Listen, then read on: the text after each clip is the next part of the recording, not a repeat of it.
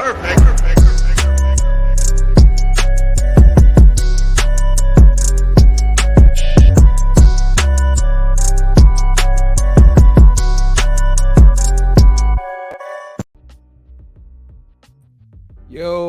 what's good, everybody? What's good?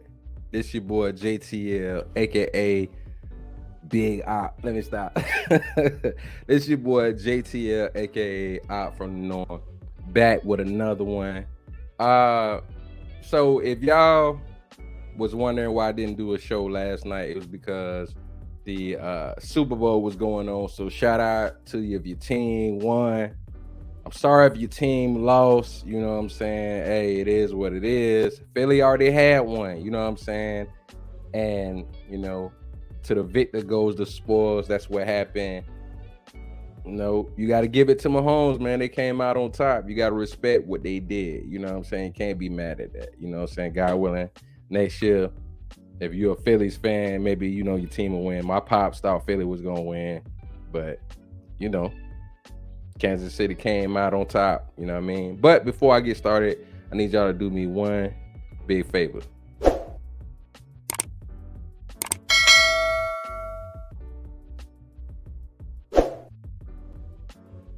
All right, so tonight, I want to talk about something I think that we need to pay attention to.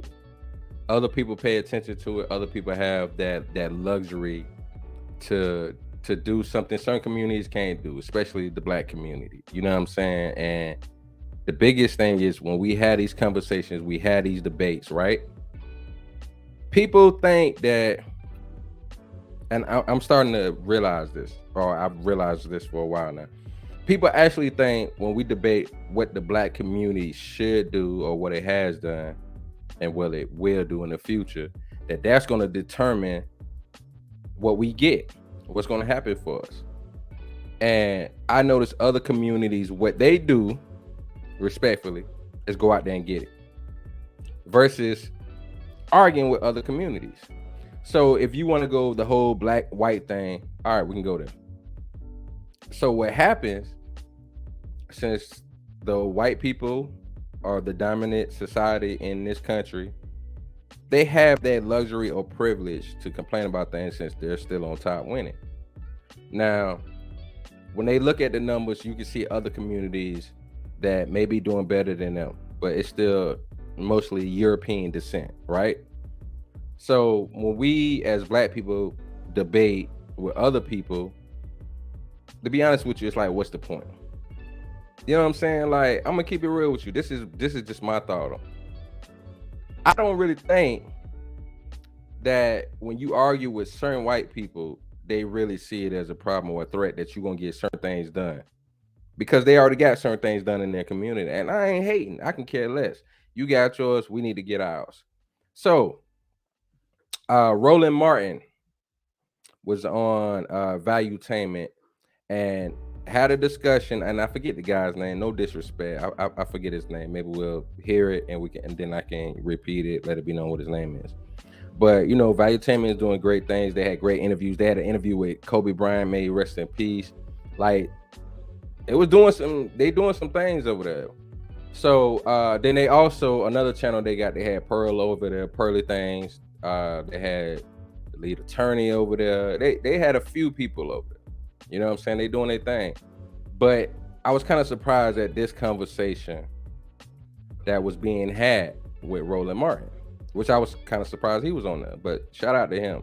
I don't really watch him all the time like I used to, but I got to give him his props. Like, Roland Martin be on this ish. So let's go ahead and get into this, I'm sorry to say, pointless debate, because Roland Martin is actually not just somebody that talks about solutions, but actually works towards solutions. Now, I think he's more on the Democrat side, where I disagree with. I've been left that plantation some years ago. It was been in my mind process, and now it's like, hey, we got to do something different. You know what I mean? So he's on that. No disrespect to him, because he does great work, but I just ain't on it no more. So, hey, let's go ahead and get into this conversation. 27 out of top 30 cities in American crime ran by Democrats. Why? First, I will tell you. First of all, it's where African Americans are living. So let's bring up Chicago in particular. What you have had in Chicago is you have had some of the greatest racial segregation, not in 20 years, not in 30 years, but literally in 100 plus years. Led by Democrats. No, hold on. Here's the deal though. Okay, I will show you how Mississippi has the largest percentage of black people in America, run by Republicans, broke as hell. Explain that. Explain me the highest. Tell me when you have. Hold on. Wait. Don't spin. No, I'm not spinning. No, don't. No. What I'm Let's showing stay you. on topic. Hold on. Wait. Hold on. Let's stay on topic. We're the on topic is crime 27 out of 30, not economic. Economic is a different story. No, it's not. But I agree with you that we need to get the financial situation. No. And you're making the mistake. You went to Mississippi. No, you're making the mistake. No. Here's the mistake you're making. 27 out of 30. Here's the mistake you're making. When you say crime, I just obliterated a black conservative in my show on this whole issue. When you say crime, you have to then say, okay, what creates crime? No, what creates crime? What creates crime? Now, see, that's what they're talking about. Like, title of this video is "You're a Victim." So this is why I want to have this conversation. But let's get into it just for conversation's sake for my show, right? So the gentleman on the left, this is his show, Valuetainment. Great content. But the problem is they're talking about or debating out of 30 cities, major cities ran as Democratic. 27 of those cities have a crime issue, right? Roland Martin is bringing up a great point. What breeds crime? Because you got to think, when you go back in history and you look at immigrants that came to this country, take us out of it. Take us as a black community out of it. When you look at when immigrants came to this country, there's probably literally no group of immigrants that you can name that didn't partake in some form of crime, whether it was blue collar, white collar crime, poor crime, whatever you want to call it. There was no community that probably wasn't in the crime. I mean, if I'm wrong, please excuse me, but the majority did crime, whether you want to look at his community, because I think he's Middle Eastern. If you want to look at Indians, Asians, Italians, Russians, whatever, they was going through crime because the way the system was set up at the time. So we have to actually talk about that. Besides just, Democrats are messing up the cities or states that they run and not looking at what's the core issue, because they're like my brother JVJ always says, they're two parts of the same coin. When people are not doing well financially, what else? Your surrounding environment, who you're around. No, what else? Pick up habits. What else? Bad policies. No.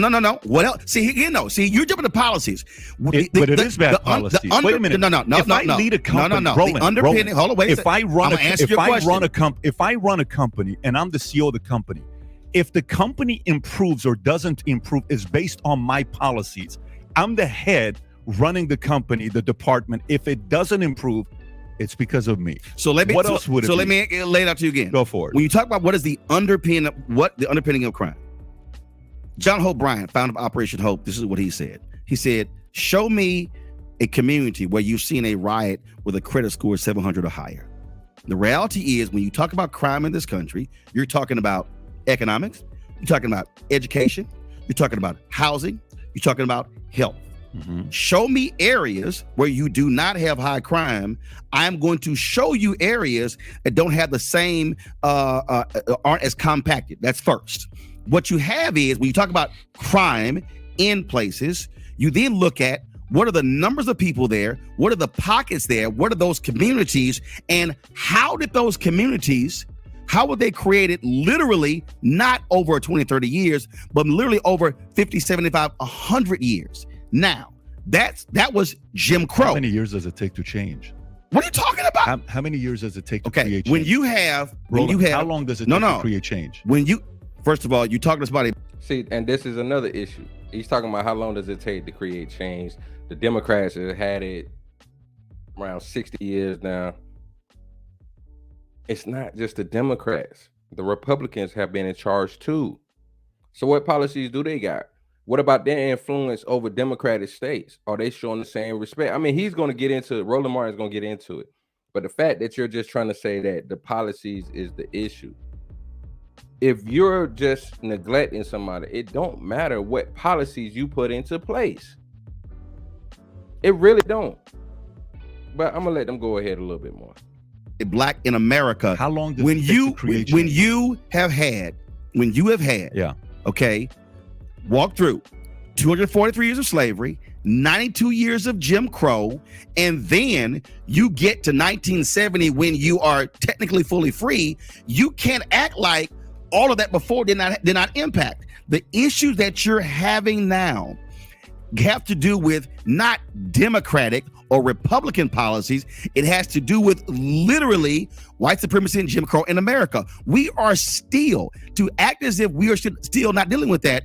How did housing discrimination take place in this country? You know who created it? The realtors.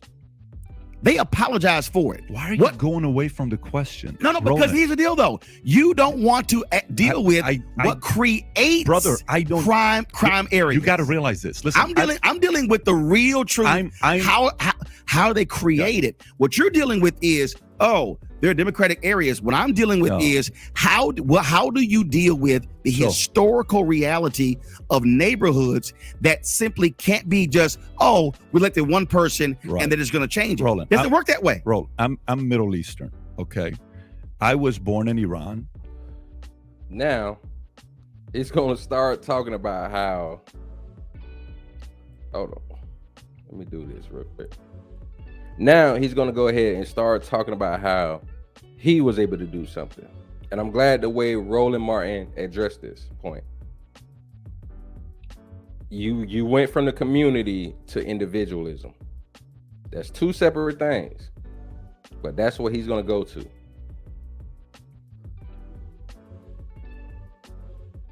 Ten years.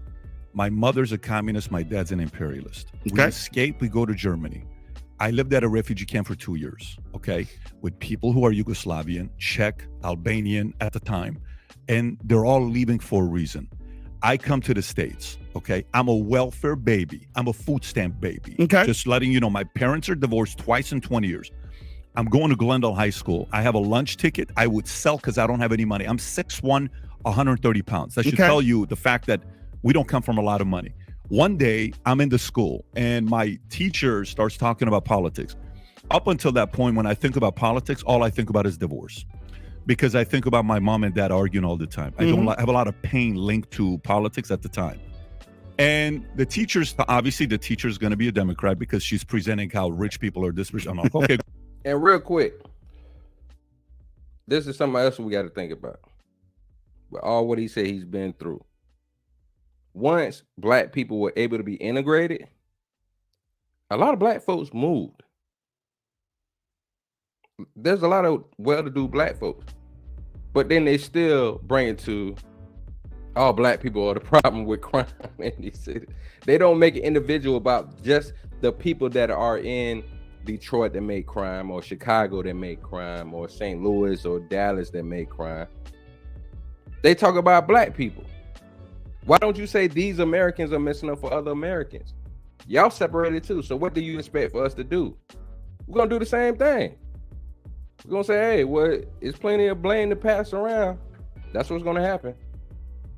Right, rich people are bad. So I love it. home. I obviously 13-1. That's the number. That's dude. I had a whole lot of damn Republican teachers in my life. Well, I like stats, and the stats are 13-1 is Democrats to Republican. You know the stats. So I come home and I say, Mom, are we Republicans or Democrats? And she said, we're Democrats. I said, tell me why. She says, because the Democrats are for the poor, Republicans are for the rich. So my mom says. You know what I told her? I said, when I grow up, I want to be a Republican.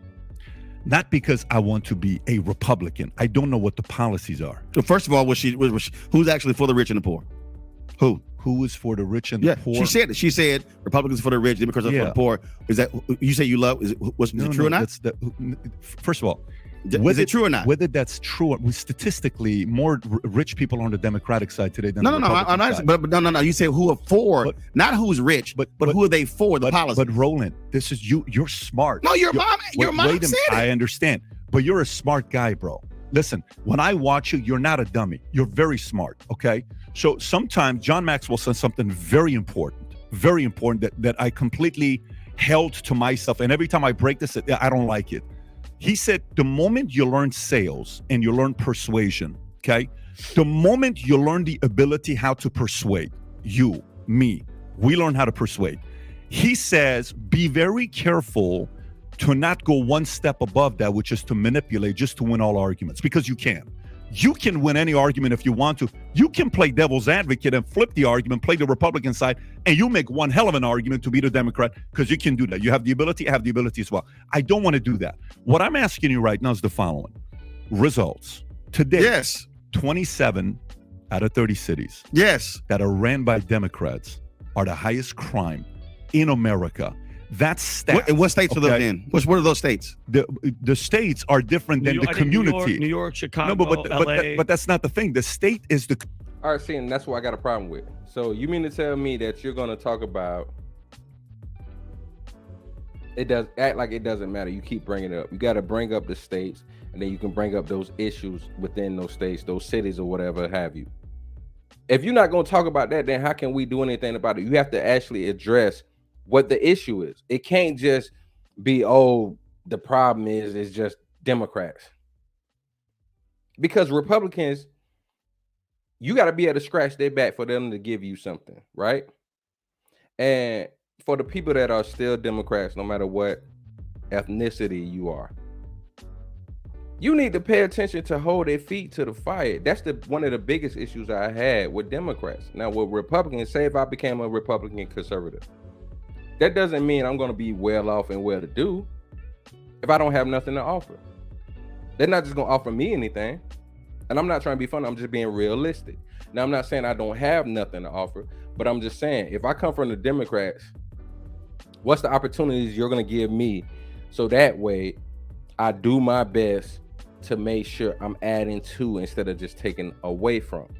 So if you want to talk about these cities, you have to actually talk about what are the issues. And that's something I learned from my mentors. Thank God for them. Shout out to them. My mentors, especially my main mentor when I worked at the at-risk center for the Boys and Girls Club, shout out to Mr. Murphy. He taught me one special thing. First, you have to identify the problem, make a plan, and then execute that plan to solve it.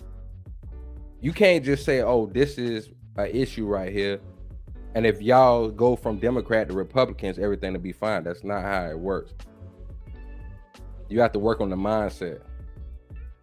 Shout out to Don Q. I was never here. I saw you over there at the Do Better podcast. Was good. But on some G-ish, if you don't do nothing versus just pointing fingers, what you expect to happen?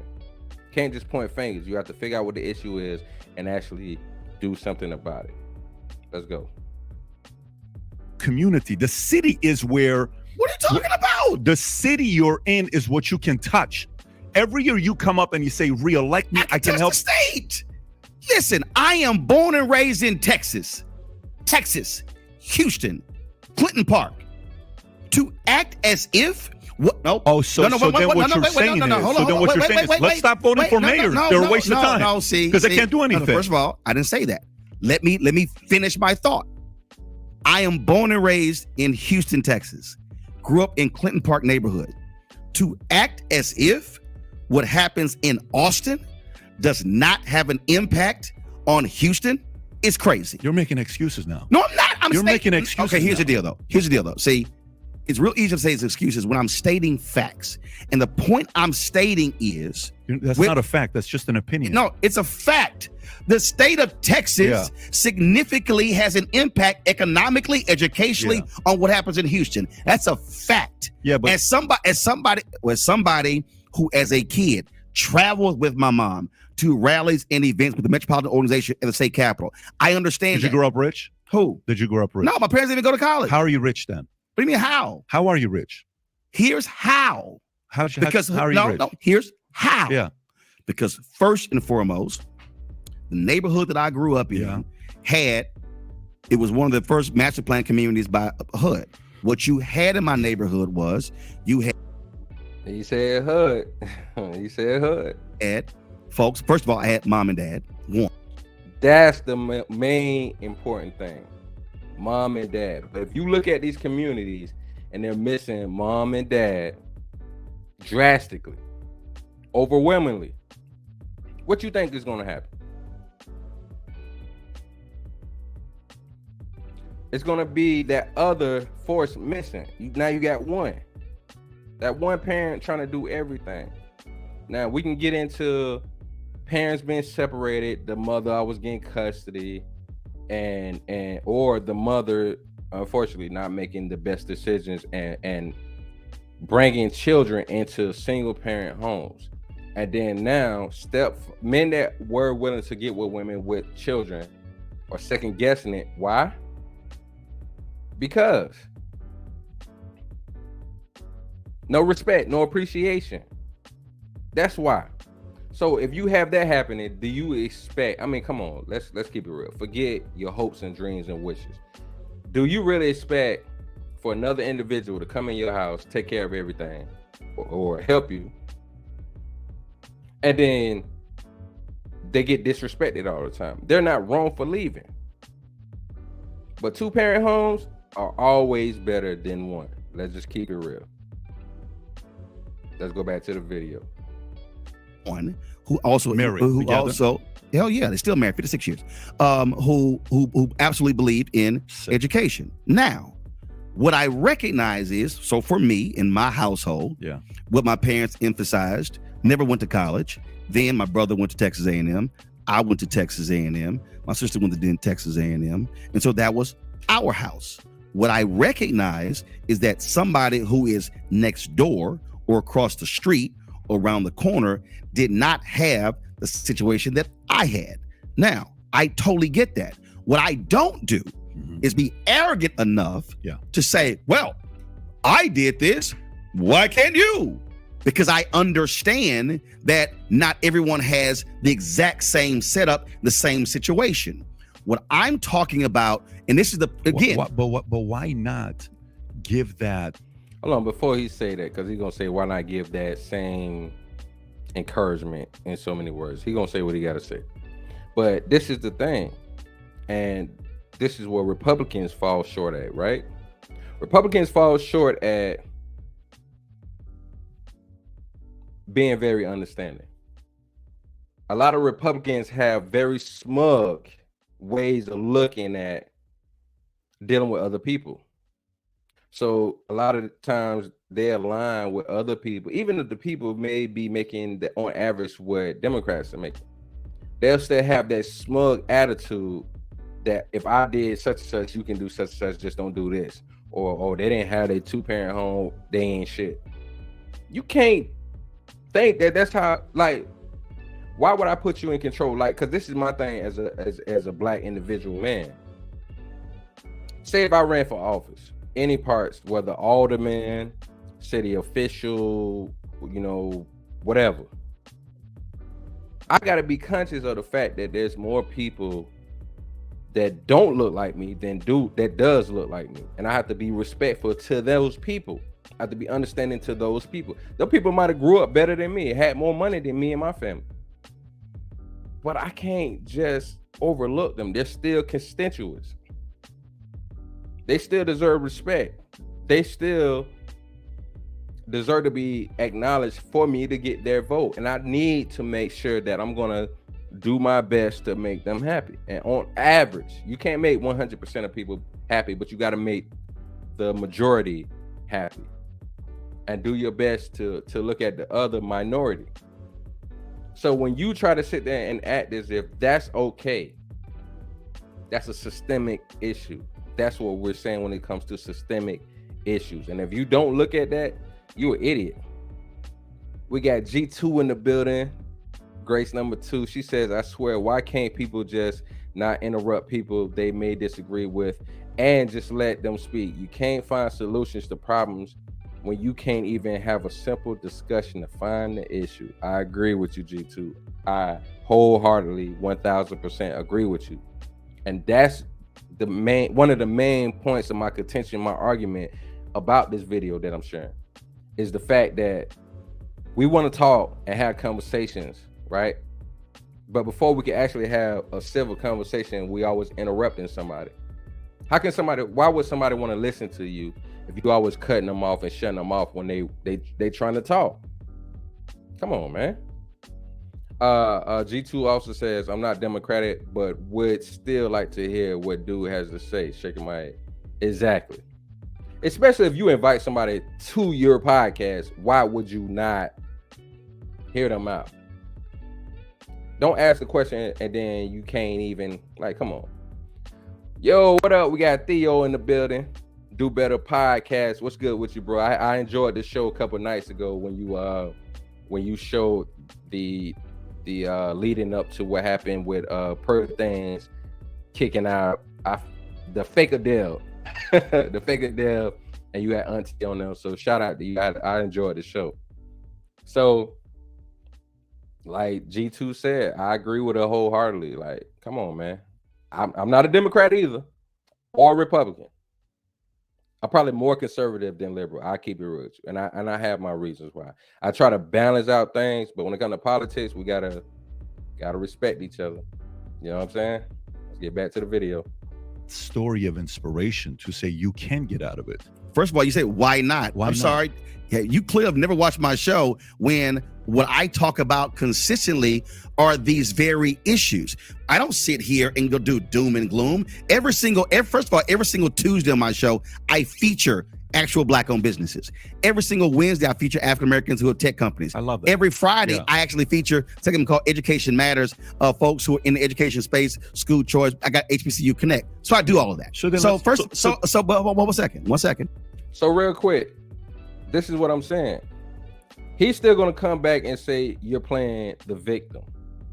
All those things that Roland Martin named, and I used to watch this show a lot. He does.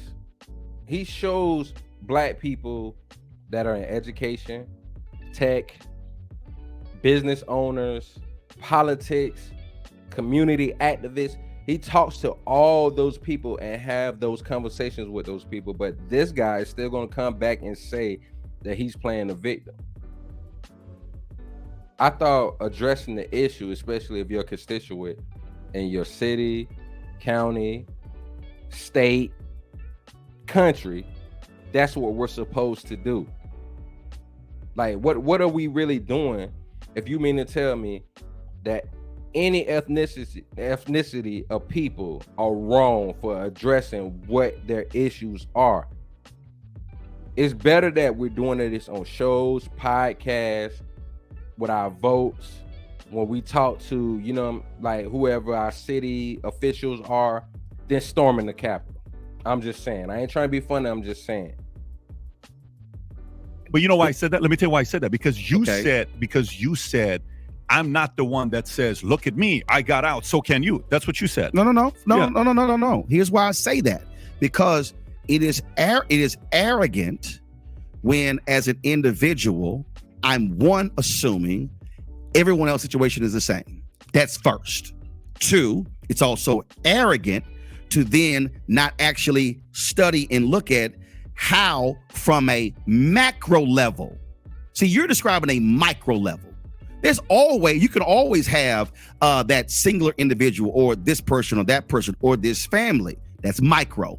What I'm talking about is macro issues. And what I'm saying is, when I look at communities, that's not micro, that's macro. Even within the African-American community, when you dealt with Jim Crow, you couldn't live anywhere else. You literally could not live anywhere else. Bottom line is, if you were Black and had money, and then you were Black and broke, you were literally living in the same neighborhood. After Jim Crow ends with integration, what then happened? Now, I want to address something before he goes further. All right. So that's something real. When before integration or desegregation, whether you had money or not. Now, what helped our community is the fact that we stayed together. That is real. Now, I'm not gonna lie to you. That's the biggest reason why I rode more with Malcolm than MLK. Made both of them rest in peace. But I'm glad before MLK lost his life, He spoke to that. He said, I'm afraid that I may have led my people into a burning house. Because once we desegregated, our community kept losing value. Now, we was already dealing with redlining at the time. This is after around when Jim Crow was ended. Gotta respect that. I'm just being honest. I still respect both the brothers. May they rest in peace. But at the same time, once that happened, we thought, oh, white ice is colder. We want to run on to this side. Maybe things will be better. And we lost value. We lost businesses. We lost community. We lost unity. That's what happened. So if you mean to tell me these things happen, and then you will still have white people, some white people that will talk trash about us, but then you have certain white people that will say, don't worry about that. Move out and do better. But then you have a Candace Owens, Brandon Tatum, they get with white spouses, and then act as if it's shameful to be black. But they'll be talking about the ninjas. You get what I'm saying? They'll be talking about the ninjas. Every community has an underbelly. Every community has that section that makes them feel less than. That's why somebody like Charleston White come out, say the things that he's saying, and I might share the video before we end the show, and go off, and you will actually have black people that's in the hood, or ninjas, if you will, female or male, that's like, yeah, he telling some truth. I gotta respect where he coming from. Real quick before I go back to the video, G2 says people just want to address how they feel about the problem rather than discuss the problem to seek and find and administer the solution or solutions. I agree with that. It's just more of this guy, and I forget his name. I'm sorry, I ain't trying to be disrespectful because he made some good content. But this gentleman that's debating Roland Martin, it's more concerned with being correct, as if saying, okay, well, if we go ahead and get rid of Democrats, we'll be fine. We're gonna need to do more than that. Real quick before I introduce the co-host, PA Texas in the building, salute to you. He says they both full of ish, but the Dems at least employ minorities and give an attempt of inclusion. Republicans don't even hide the racism. They hate blacks more so. If it's screw my folks, it's screw you too. I agree with you. And he's going to address that too. It's like, yo, we're not even talking to each other. Y'all don't even address us. I hear you on that, PA. We got my boy JVJ in the building. America, Go ahead, man. America. Why you go on camera as soon as I get up here, man? Nah, cause I'm doing something real quick, man. Hey, you ain't supposed to ask that question, man. Man over there making Kool-Aid. You're making Kool-Aid. No, I'm about to make Kool-Aid. Look, I am not the co-host. I don't know why he's saying that. This is a one-man show. When you right part here. of the JVJ network and you come up, you co-host. All right, man. I'm giving respect. But what's your thoughts on what you've seen so far, man? So far, I don't know what they talking about, man. I was trying to that's why I was in the back being like, no, don't bring me up, because okay, I feel you in real quick. So the conversation was about him and Roland Martin going back and forth, political debate. Mm-hmm. The other gentleman said that Roland Martin is talking about Democrats, basically lead a plantation, get with Republicans, conservatives, and he's saying 27 out of 30 states ran has the most crime. And Roland Martin thing is we got to deal with what it is, and he's saying it's policies. Roland Martin is saying no. If you look at history, the problem is both sides had something to do with where the black community is right now. Not just the policies, not just the party, but the fact that both have been implicit in turning their head on what's going on with racism. But at least Democrats have addressed some things, and that's why they was able to get the majority vote for all these years, for almost 60 years. Okay. Well, you already know how I feel about all them parties, man. Two sides of the same coin. I said that earlier. They ain't shit, man. Like, for the guy, I'm guessing the guy on the side is the Republican guy, and then Roland, he's clearly the Democrat. So they going back and forth talking about the history and stuff and why things are the way they are. That's pretty much. Pretty much. Yeah, like the conservative dudes just need to just chill the hell out. Does he like? I don't know what he look like. I'm gonna have to see his face again. But like they already know what it is, and Roland, he knows what it is too. Like, neither of the people that y'all are repping for have your best interests at heart, anyways. And if you don't know that, you need to get off the internet talking to people about it. But see, one thing I respect Roland about is he will call Democrats out for their BS. That's always a plus. That's always a plus.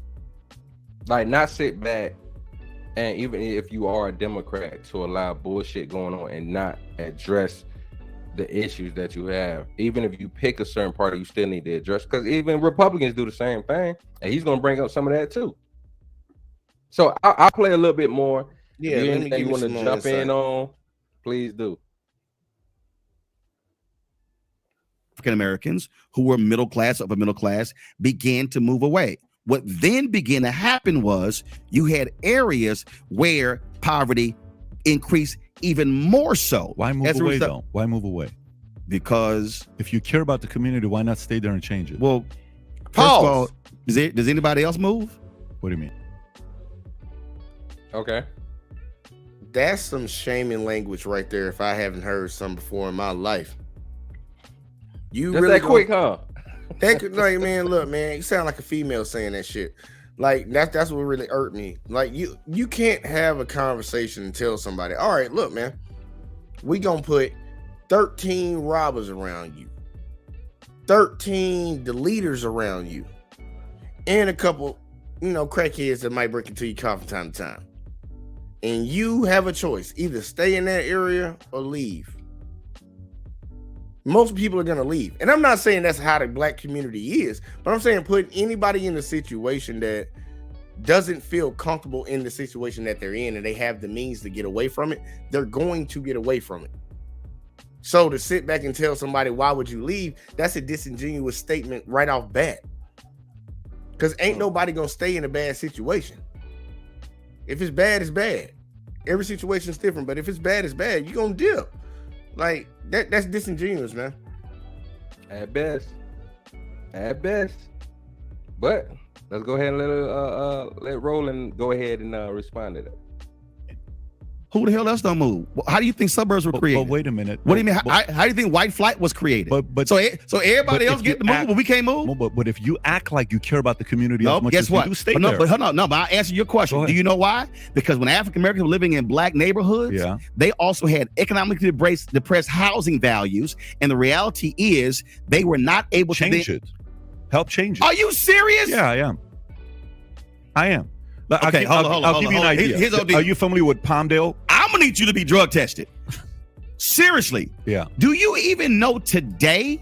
We've done the stories in Florida when somebody's black selling their house, the appraisers will come in and literally give them a value $100,000 to $300,000 less because they're black. You know that's actually happened, right? You'll take one story and say that. Oh my God! On how many occasions has that happened?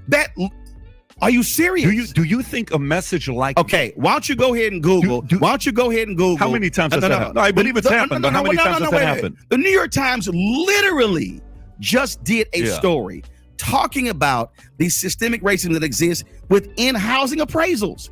This is a fundamental problem. I'm trying to see you're living in a different reality. What progress are you making by saying that?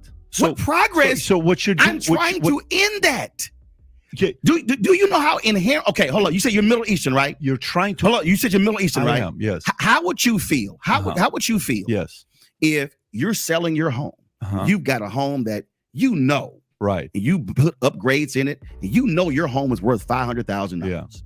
And somebody comes into your home, and they see your photos, right, and they see your family, and then they go back and they go $350,000. You go, what the hell? So you tell that story. Wait, one second. To get people to be convinced that's happening. It's actually out of 1,000 appraisals. All right. This the type of this is what I'm saying. This is where it's a problem at. Every time we address our issues to other people, they want to tell us we're wrong for addressing it. We shouldn't say nothing. Like Roland said, that's a fundamental issue. That's implicit biasness. You mean to tell me if you can do better than me, I'm just complaining? Now, Roland said he tries to fight against that.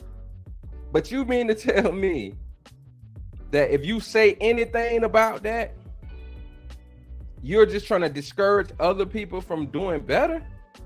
Like, Jay, come on, man. Tell me I'm tripping. Nah, you ain't tripping. The funny thing is, I could have sworn this dude looked familiar to me. And I've covered the video of him. He was talking about single parent households and children and stuff. And I covered that video with him in it. And he's showing me a different side of him. Because he was 100% correct in that first video. But right now, he's from the Middle East. And I know he's been in America. He probably was born in America. No. He was born in the Middle East. He's born in the Middle East? Okay. So he's born in the Middle East and now he's in America. So he doesn't have a real understanding of our history and what actually goes on. What Roland is talking about is not a one-time thing. It's not a one-off. They've been doing that for years. They've been about 100 years now? Yeah, they've been depreciating the value of black homes for a long time. That ain't nothing new, man. And if you do not know about it, I understand you're not from the black community. You come from a different community. You come from another country. Like, you might not know it, but to sit here and like you look dumb to me. You look dumb to me to try to argue this man down when this clearly happened many a times. Many news organizations done covered it. There's been lawsuits about this. Like, I don't know. I don't know what he doesn't know. Remember, I covered it with the Color of Money article that won Pulitzer Prize. Yep. So clearly he's speaking on a topic that he has no understanding of. And boo-boo on him, man. Pies on his face because he don't know what he's talking about. And Roland's over here losing his mind because we're supposed to be having a serious conversation, an educated conversation. And buddy, you don't even know what the hell you talking about. That's crazy. Excuse me. What make it disingenuous is because he's not addressing or asking the question of Roland like, man, I didn't know that. Like, what's the stats on that? He's like, how many times does that happen out of 1,000 times? Out of 1,000 black people, that number might probably be around 60-70%. But are you asking 1,000 people in general? That's what makes it disingenuous because you're not asking real questions. And real quick, let me go to the chat. Grace number 2 says, why uneducated people speak on shit they not educated on? The fuck. PA says that dude ain't that bright. Yeah, I thought he was smarter than this. Foxy in the building. She said, hey Jay, salute Big Op. She also said salute to the chat. Why you pause right there?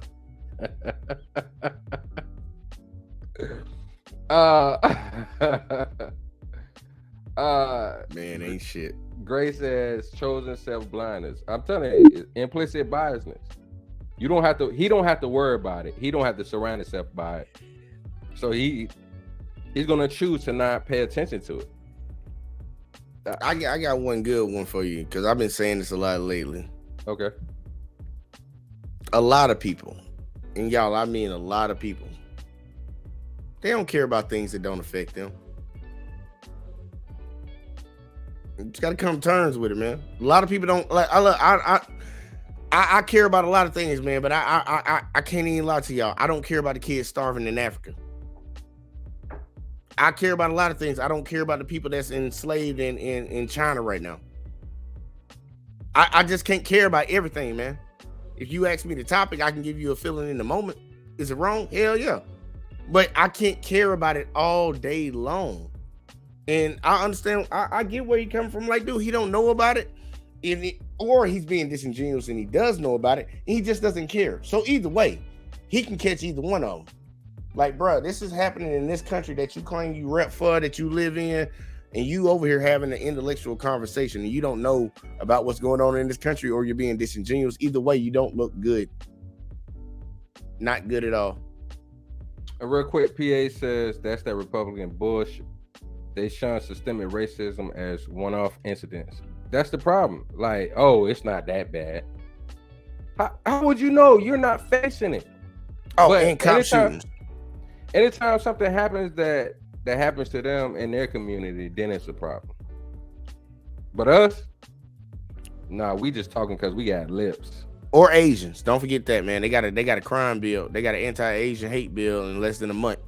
So I know what that is too. because I was thinking about that the other day. I think that was because everything that President 45, Mr. Trump himself, 45. said disrespectful to China and did to them.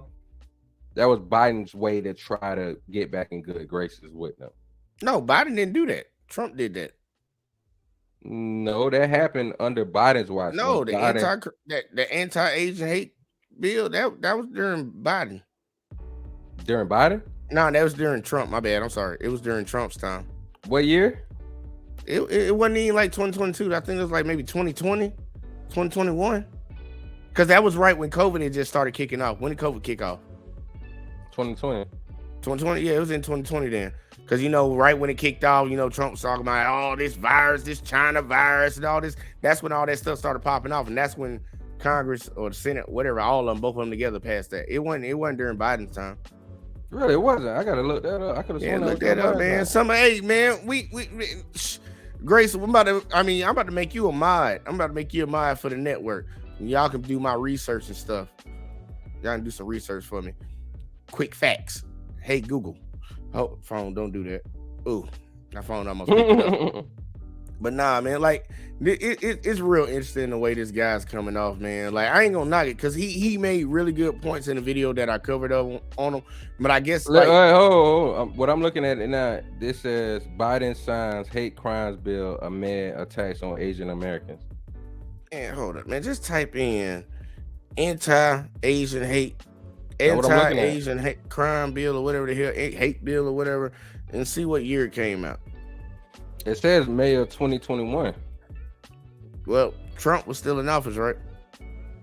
Yeah, but it says Biden signed it. I don't know what to tell you. I don't know what to tell you about that. The House passes an anti-Asian hate crime bill, clearing it for Biden's signature. I don't know what to tell you about that. I had to look into it. And you text me, man. Y'all text you early. Oh, man. You messed up, man. I went into overtime in that Madden game, bro. It was an epic. Man, fuck that man game. God. Out of 1,000 appraisals, how many What times are does you that happen? doing? Out of 1,000 Pull the appraisals, how many data times does that happen? You want to pull that up? Tell You want me. him to pull that That's up? your world, though. Out of 1,000 appraisals, how many times does that happen? Let's just say it happens. It is a significant issue in America. Oh my God. And wait one second. Yeah, And there's a then when big difference.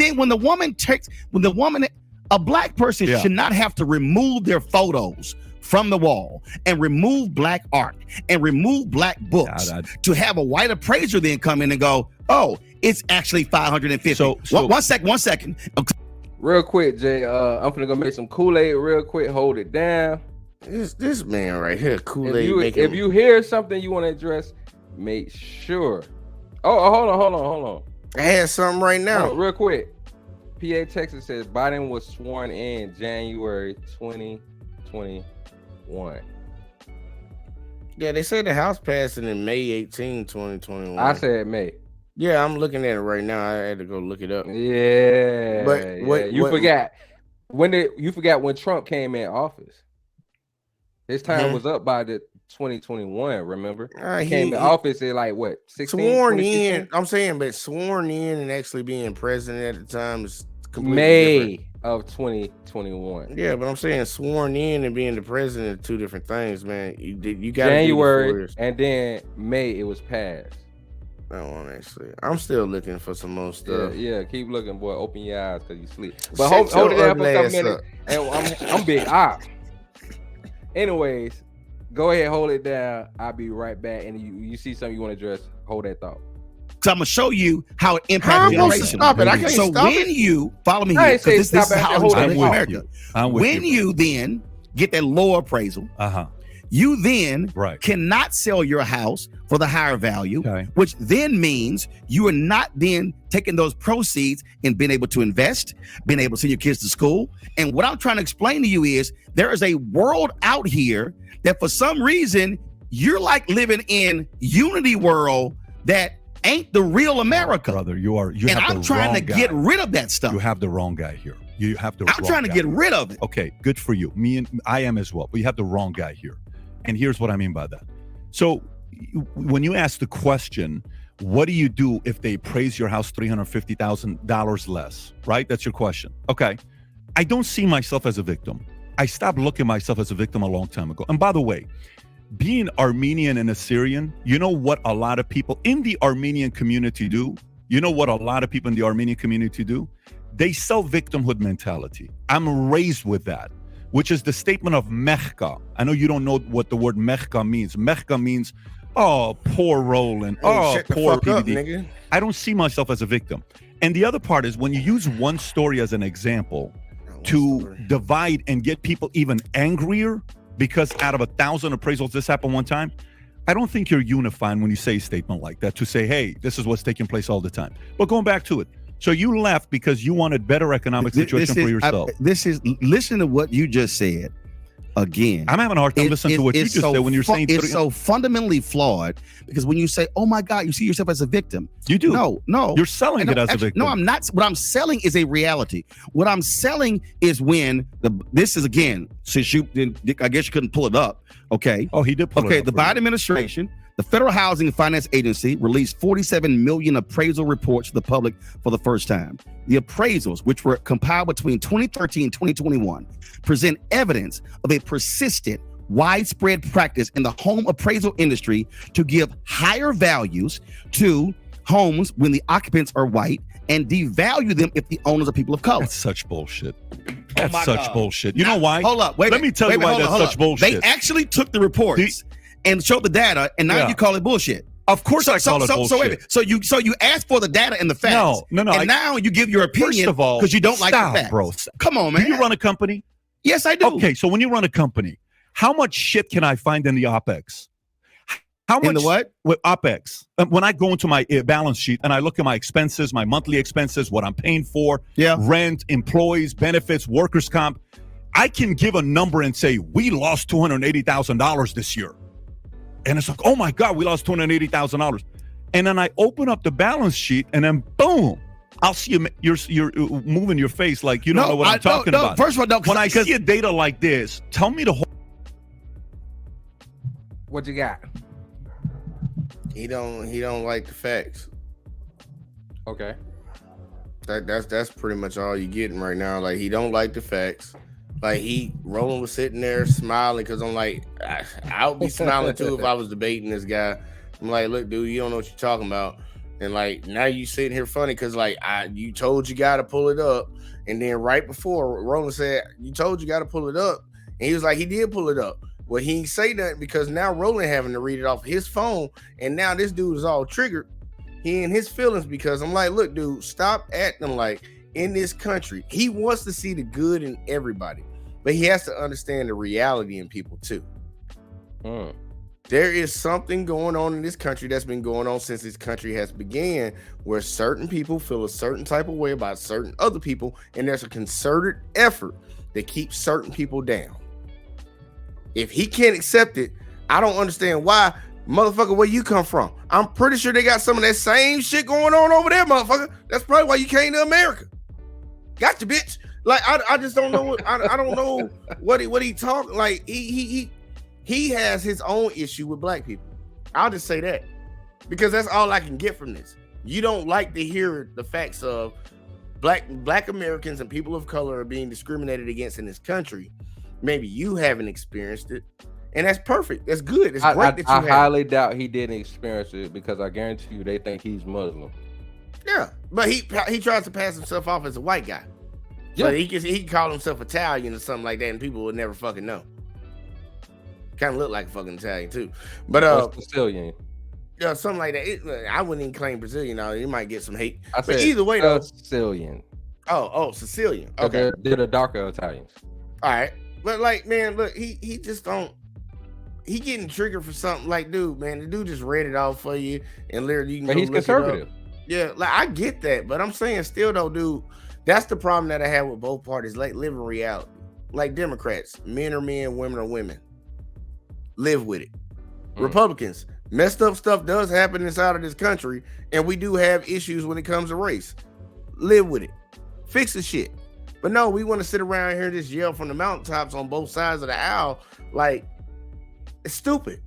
But Roland got him right now. Roland got him.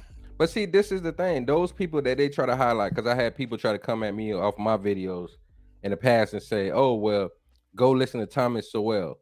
And I'm like, well, he's doing the same thing that Brandon Tatum or Candace Owen is doing. They're ignoring what's going on in their community just to get a leg up. So they're not looked at as less than. And I remember Dr. Claude Anderson, shout out to the elder.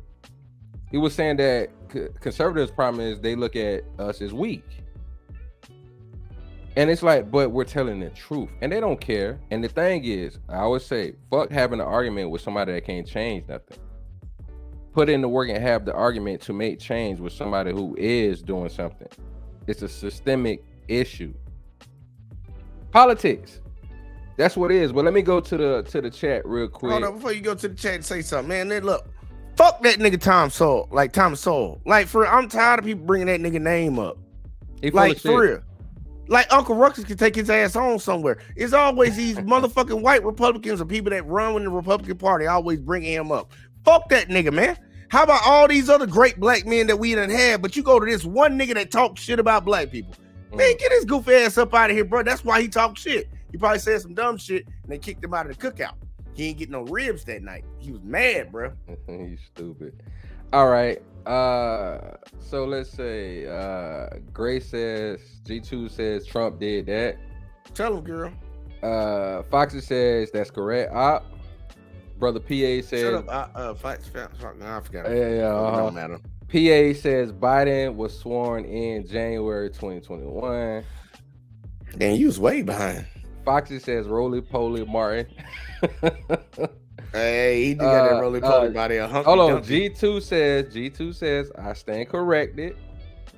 Nah, don't listen. Foxy says that Asian hate bill was in the making during.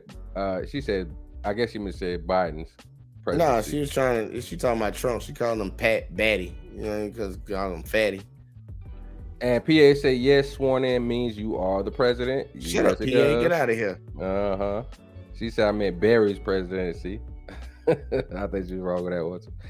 G2 says speaking on direct truth is not victim mentality for real. It is not. Speaking about the fact you can't ask questions and then say that's an excuse.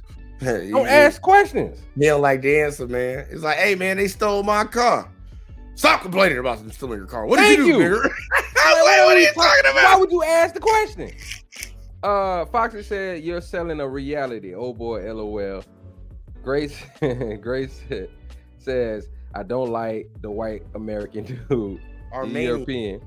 G2 also said he ain't trying to see good when he's steady speaking against truth. She says he look white. He acts extra white. White bread. He refused to see the truth.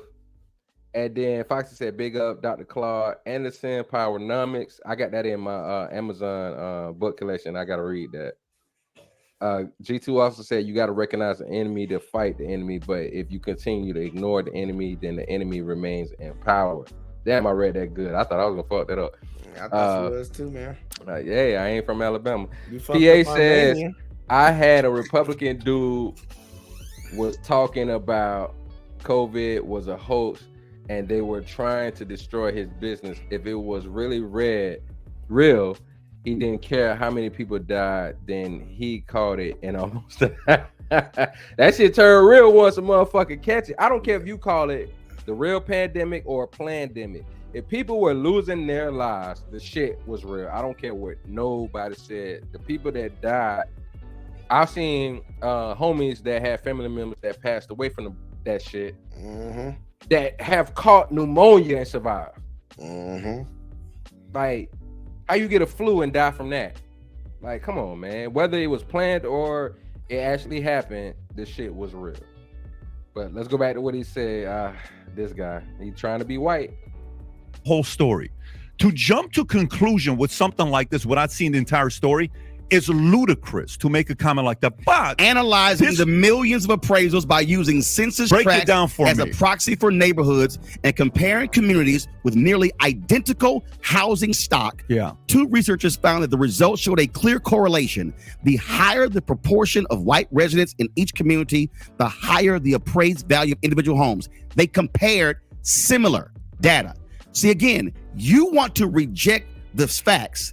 And what I'm trying to explain to you is I am refusing to constantly have people give data without me having access to the entire thing for their own benefit to divide So what you're saying is, in order for you need access to the 47 million home appraisals. I'd love to for see yourself. I would love to see it. Okay. See, and real quick, that's where's the problem at. He told him to look the shit up. He didn't want to. He told him, Roland told his staff, look it up, and they didn't want to. PA said he called it, and the shit was real as hell. But Roland told them to look it up. They didn't want to look it up. Come on, man. Okay, guess what? It's a federal agency. File a FOIA. I'd love to see it. File a FOIA. But here's file a what? A FOIA. Okay, so I'd love to see it. You know why? Here's the part. How often do you see data being used and we don't know the whole story? Both sides. How often?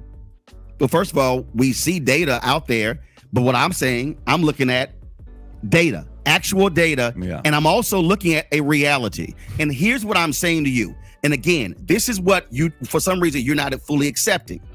What is the most consistent way Americans have been able to actually build wealth? It has been through housing. You said that before, right, Jay? And when it's my shit. You were black in America, Roland, you stole my this is shit. not an opinion. This is not a perspective. It's a fact. What we have seen is when you have been unable to enter the housing industry, meaning covenants saying you can't sell to black people. Then when you actually buy a home and they've been grossly undervalued, that then limits you from being able to sell your home at a higher value and now take the profits and then create a business and then be able to send your kids to college. And what I'm saying to you is when that has been persistent, when you look at the appraisals, one, when you look at inability where you're buying a house, two, all of a sudden now you see a clear way how African Americans have been impacted. Not historically, but still in present day. And what I'm saying to you is, whether you are Democrat or Republican, I want that to change because what I want you've had 53 years. The Democrats when Republicans were president and in charge, they didn't change. Wait a minute. Democrats have had the black vote for 53 years. What have you done? You're not even answering the question. What's that? On this issue right here, is Democrat, Republican, Independent. It is a systemic American problem. You still have. Yeah, I got see what I just said, Jay. You seen it? He just called out his own party as well, with the Republicans and the Independent Party. They've turned their back on these issues. So how do you say, oh, you just want to cape for the Democrats? He just called every party out. And he's part of the Democrat majority. He called it out. You lucky you ain't seen me this video because I would have been talking mad bullshit about this dude.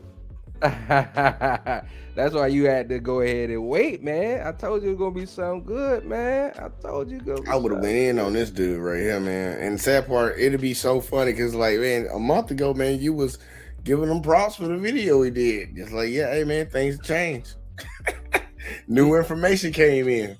That's when you find out how divided and separated we are on certain issues when you had that conversation. Yeah. Now, I get what you said. You willing to have a conversation to see where somebody stand at.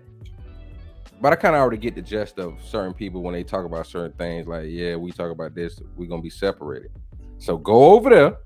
When we had this conversation, don't speak on it. When white folks or certain white people be like, oh, why can't we give an opinion? It's because no, you can give an opinion. No, you can give an opinion. Give solutions. No. Hold on. You're the dominant society in this country. If we tell you it's a systemic situation with housing, and we have the money, we got we already got the Pulitzer Prize winning Colors article, The Color of Money, excuse me. We already got facts to back it up. Fuck your opinion. Give solutions. It's been centuries of bullshit that we went through. Give solutions. Why should I come through the drive-through and say I don't know what I want, and then you tell me, well, drive through the drive-through again when you figure it out, versus saying this is what we're this is the special today. Maybe you'll like this. What do you like? You're trying to upsell. That's what they tell salespeople. That's what they tell you at restaurants and fast food restaurants. They don't tell you to run off a customer and be disrespectful. Look, Burger King, you can have it your way, right? That's what they say, man. All right, then. That's the problem we're having. You don't tell a customer fuck you and they got green money to spend. I'm cool with him because you alluded to it when you first started talking. I'm cool with him giving his opinion, so we know where we stand on certain topics, and he's letting everybody know right now where he stands on it. He's in complete opposition to the truth when it comes to dealing with black people and people of color, and he happens to be a person of color. So if they started messing with Armenian people in America, Armenian Americans, and started devaluing their homes, targeting them with the police and things of that sort, he would feel some type of way, and he would really take it as an insult if somebody was acting exactly like him. If Roland was acting exactly like him when he was bringing up the issues, bringing up situations, bringing up the stats of those situations, and you just sit here and just keep arguing against it, man, look, I love it, man. Tell me how you really feel, man. I keep saying that to a lot of folks at my job and shit, and people I meet in public. Tell me how you really feel. Please tell me. I got a question for you. Let me go to the chat real quick. I got a question for you on that. All right, man. I'm getting a beer while you going through the chat. See? He said ain't a store run. G2 says, what pray tell could the other side of the truth of the housing devaluing situation could be? Just PA says, he is one of those guys who refuse to believe black people aren't persecuted in this country because Kobe made it. I feel you on that one. G2 says, them rose-covered glasses are on strong for that white man. I hear you. PA says, most Democrats aren't pro-Democrat. They are anti-Republican. I'm telling you, that's the problem. And Foxy said PA because he's not an American and definitely doesn't know about the Black American Party. But see, that's the thing, Foxy. He knows about some things. He doesn't care. He's heard those things before. He just does not care. And that's the problem. They sell immigrants that bullshit. You are better than black people. That's why you have some Africans, some Jamaicans, some Haitians. And I say some for a reason because I had conversations, especially with Jamaicans. I got homeboys, know their family members that are Jamaican and great people. So when I start hearing stories about certain Jamaicans saying, I'm not a nigga, I'm Jamaican, I'm just like, you think being a nigga is a race? Nah, they don't understand being black. They don't care because you got the green and black flag or red, black, and green flag in your car, a Haitian flag. They say gonna treat you like a nigga. And I'm black, y'all, and I'm blacker than black, and I'm black, y'all, and I'm black, y'all, and I'm black, y'all, and I'm blacker than black, and I'm black, y'all.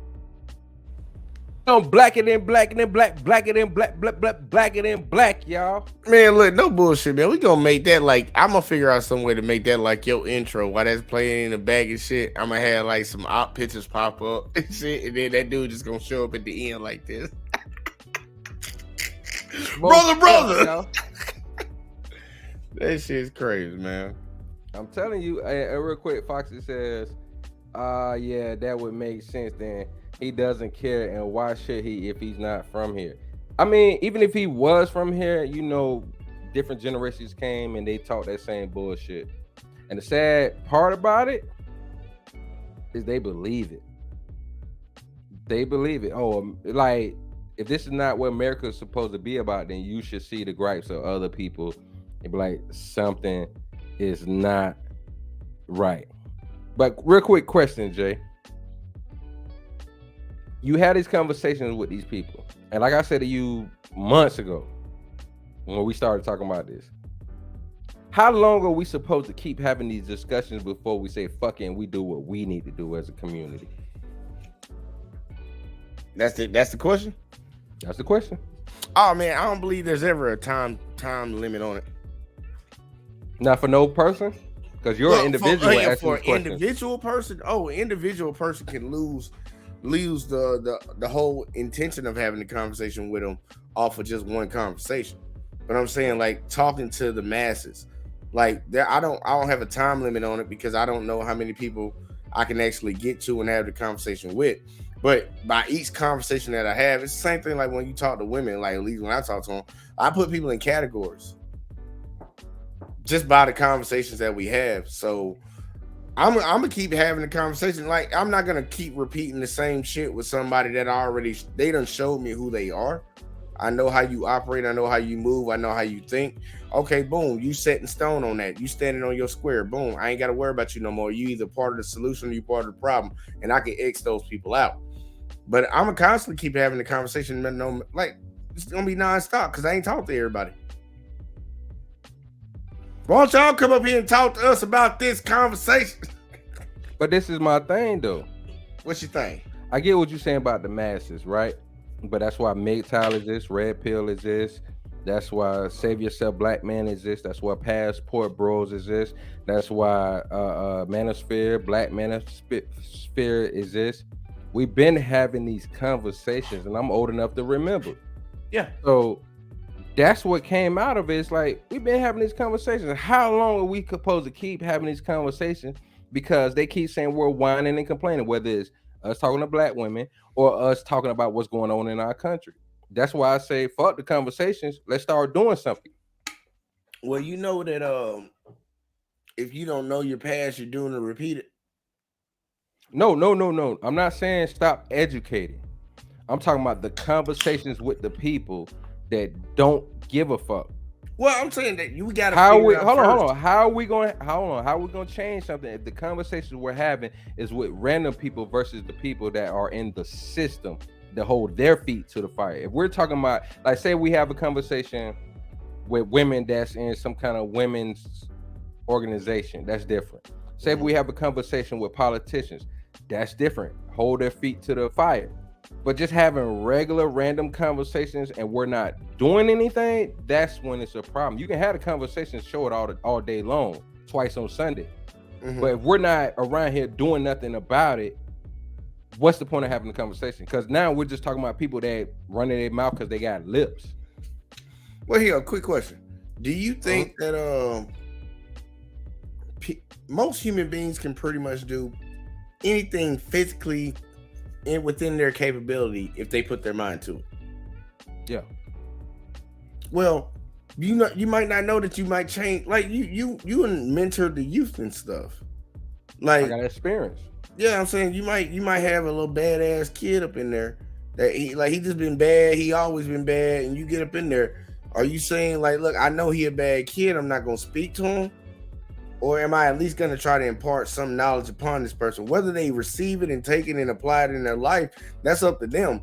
But would you not talk to that kid just because you like?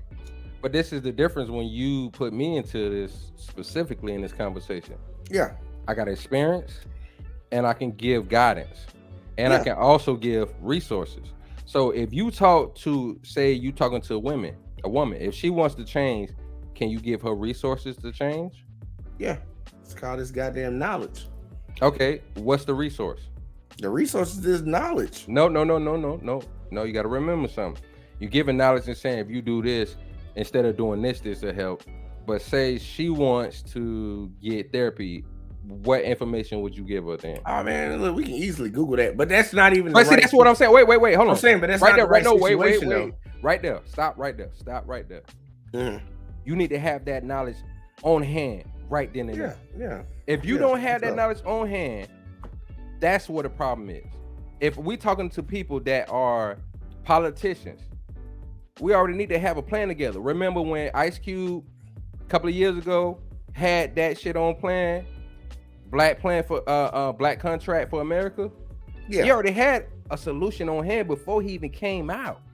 Yeah. And start talking about it. That's what I'm talking about. If we don't have the solutions on hand, why even? That's when we just be exactly. That's when we become the same people that just talk because we got lips. So hopefully you will take. No, you should have said that from the beginning. And add to it. You should have said that from the beginning, man. You did all that. I was trying to lead you up to it. Anyway, I don't know why you trying to lead let me me up go there. to Like, the chat. that would have been a good point. Take it for what it is. No, I'm saying that's a good point. Take but it you for a should- grain of salt and season something. with Nah, it. it was a good Real point. quick, Foxy Moon said, "Big up to my motherland, Jamaica, boop boop." Shout out to you. Bop, bop, You a good Bundy sister. clock. Blup, blup. Don't ever do that again. Blup, blup, blup. Anyways, PA says, let them get their ass pulled over in East Texas by them good old white boys. They will find out how much of a igga they are then. It's us and them. If you ain't us, you them rude boy.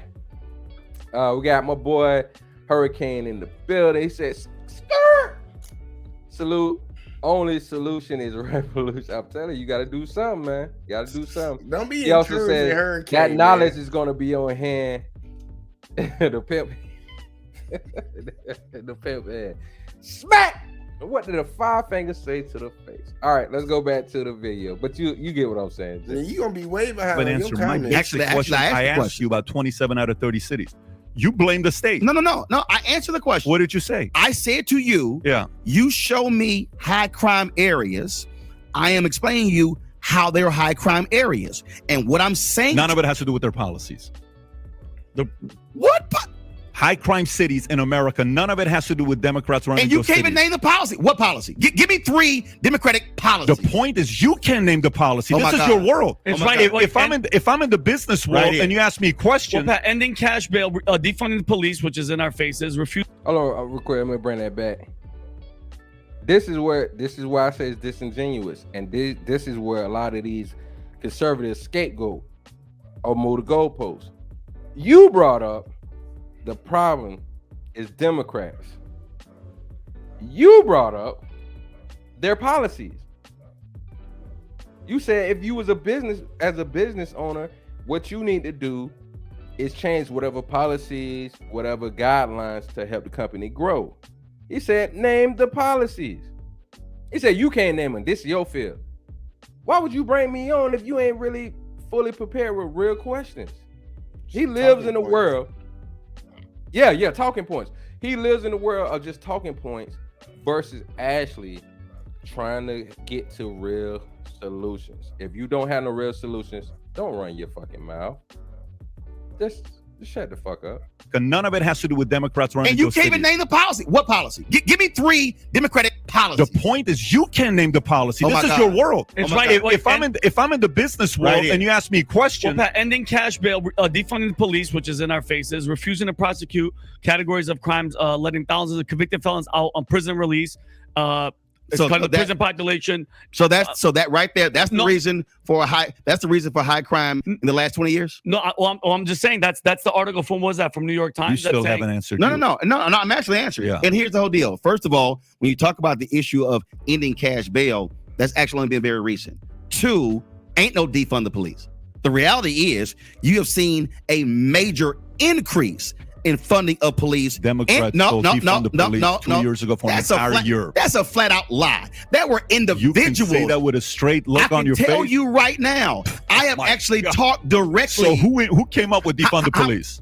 Who came up with Yeah. it? Activists did. Right. Activists And activists did. were Republicans or Democrats? They were activists. First of all, they hate both parties. Real quick, he's not telling a lie on that. Jay, do you remember who started talking about defunding the police first? It was some activists. Which activist? Who you want to go with? Because like a lot. No, of no, them the jumped main on- first activist that said defund the Oh, police. you talking about the person's name or the group? No, the organization. No, I don't know, man. Because like I saw some- BLM. I don't know. I was about to say that, but I saw Antifa fucking saying it too, and then I saw some After feminist it was groups after saying- BLM. That's It what was- that's what I told you. I couldn't tell you, man. I seen It a was lot of Black people jumping Lives on that. Matter organization that came up with that first, and this All was right. during George Floyd. May All he right. rest in peace. This was BLM, Black Yeah, Lives okay. Matter. They came up with that. He's trying to say, "Oh, Democrats." No, Black Lives Matter. Which that's the one thing I will say I respected on. It just after Trayvon Martin happened, got arrested, so in 2015, after around 2015, they started talking about reparations and things that need to be. And I looked over the plan while I was at work, and I was looking like, this shit ain't gonna work. What the fuck are they talking about? But they were the ones that saying defund the police. They were not Democrats or Republicans. They're activists. It doesn't even matter. It doesn't matter which party they are, anyways. No. I'm saying what he's trying to make it seem like. Yeah, I know. I'm saying that's bullshit. why I would tell them straight to his face. It doesn't matter which party is trying to do it. What party these people claim they are from, because Roland just said it straight up. The opposite has completely happened. There's been more funding put into the police department. So you can talk about, man, look, we got a group of people in New York that say, man, old people need to be walk around butt naked. Yeah, look, that's what we advocate for. Old people walk around butt naked. Did they change anything? No, we still got laws in the book for indecent exposure. So I'm like, I don't know what the hell he talking about, because I'm like, who started it? Who pushed it? It doesn't really matter. Know why? Because they put more money into police departments ever since that shit even did start. So your point is mute. It's mute as hell. It's like, what are you talking about, bro? But see, that's where the issue at, is because he's doing the same thing that conservatives accuse Democrats and liberals of doing. Going off videos, not going off real stat. Roland is coming up here and saying about stats, and instead of him listening when he say, pull this up, no, forget that. Let's just talk about this. You're like, well, pull up the proof. The proof is in the pudding, right? You got to taste the pudding and know what the proof is. You want to know something funny? What? He's more upset about something that is not reality than something that is reality. Right. Which a lot of conservatives do now. That's the biggest issue. Like, Roland showed you real shit that's going on, got stats and stuff, and you talking about something that can easily be disproven. But you more passionate about the stuff that can be easily disproven. You don't need to be having this conversation, buddy, because you're clearly biased. You don't want to have a real conversation. Like, look, Roland a better man than me. I can say that right now, because I'll be like, I'll light up a cigarette up in there. I'll be like, man, you stupid, bro. You don't know what you talking about. And I say that to a lot of people when I had debates with them. They be getting mad. Are you dumb? They're like, man, you don't know what you talking about, man. Like, have you even looked this up before you open your mouth and start speaking on it? Like, but he's just talking about it. It's just talking points, because he gonna show something in a second. This part where he really looks stupid, I'm like, I can't believe I had so much respect for you. Because this is the thing about conservatives. The biggest reason why in the past I didn't understand conservatives, because they didn't say nothing. They actually moved like mob bosses. They didn't really say nothing. It just in recent time, in the last 7 years, in that time span, they started acting like Democrats or liberals, if you will. And they look stupid now. And I'm like, oh, hold on. I remember y'all used to move like John Gotti, baby. Y'all didn't say nothing. Y'all did what y'all did. I respected Republican conservatives way more for just shutting the fuck and just do what you do. I didn't agree with it, but I respected it. They didn't say shit to us, but I respected it because they did what they did. Now they saying shit and you like, that don't make no sense. Real quick, G2 says BLM. Yeah, I said it. Black Lives Matter. PA Texas said, I said defund the police. I hate both parties. I hate the police even more. And I hate BLM. Hey, Jay. I hate you and I don't even know you, but I hate you too. Ooh, hate. Yeah, we got to put so wrong. I'm gonna put that man. on here. You said that's so wrong, man. I know I said it backwards and then forward. You need to put that. You need to put that. I'm gonna put it on. Bitch. Put that on. I got you. I'm gonna put that on here too. We ain't got to call Death Note for that. I put it on here. There you go. PA Texas says BLM is full of shit. They were funding Decepticon parties. BLM money. Decepticons, robots in disguise. They took money from my poor mama to throw a Decepticon party. Fuck them. Anyways, oh shit. I will put that on here too. I will put that on here. G2 said these people are too invested in point fingers than lifting a finger to act. Ooh, I'm gonna highlight that one. I like that, G2. Hey, put it in for comment of the night, man. Start doing Comment of the night. These people are too invested in point fingers than lifting a finger to act. That's in the comment for the night. That's a mic drop. PA says that dude is a moron. I think I found someone dumber than Donald Trump. He probably supports him. My boy Hurricane said I would have lit a blunt, grab a cup of Hennessy. Hey, grab a cup of Kvass. And get an OE. Hennessy is bitter, man. Grab some Kvass. Get on Kvass. Why y'all at that, man? Give me an OE. You already got your bill. I'm just saying, man. Let's go ahead and go back to the video. I don't even talk to him. But I do. But the Democrats in Congress were repeating it. No. AOC Stop. AOC, who else? You said the Democrats in Congress. How many Democrats in Congress oppose defund the police? A lot. But I'm saying there were still some in Congress saying it. You're repeating the rhetoric. You just said some. Hell, I could quote Louis Gohmert and some crazy stuff that he says and go, well, you know what? That's Republicans. The reality is this here. Democrats, Democratic mayors, Democratic governors, and yes, Democratic president have greatly increased funding of police in this country. Ain't even a question. So you can holler, the Democrats defund the police when it shows they've actually increased the funding. Show the video. They've increased the funding. You asked for it. Yeah. You asked for it. Show the video. Which video now? Show the video. I just emailed you. I just texted to you. Because who we got? Don Lemon, Charles Barkley. Democrats haven't said defund the police at all because they would never I didn't say that. No, you said Democrats haven't said it. Activists said that. Your word. No. You said who created the phrase. I said it was activists that created the phrase. Who came up with the concept of defunding the police? Activists did. And then which credible Democrats are defunding the police? There were some Democrats. No, not some. These are some heavy duty ones. No. Make it bigger. No. Make it bigger. When Democrats controlled Congress, how many votes they had? Here you go. When Democrats control Congress, how many votes they had? You like Nancy Pelosi? When Democrats Now, let's go off of that. Roland Martin kicking his ass. He said how many supported in passing the bill, and they're not answering that. He want to go to a video of them talking about it. What does it matter if they talk about it if they ain't did it? Barack Obama talked about a lot of shit before he got elected president and didn't do shit. Then, I mean, I know it was Republicans that was pushing against certain bills. I get that part. But the problem is it didn't happen.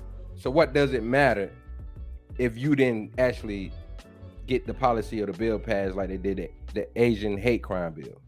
Control Congress, how many votes did they have? How many votes did they have? What's your point? The point is this here. Pause it so we can start from the beginning. Did 223 Democrats vote to defund the police? Press no. play. Answer the question. Stop. Press play. Yes or no? I want you to see this. I want you. You're asking. I'm showing you data because you asked for this. No, you're showing me.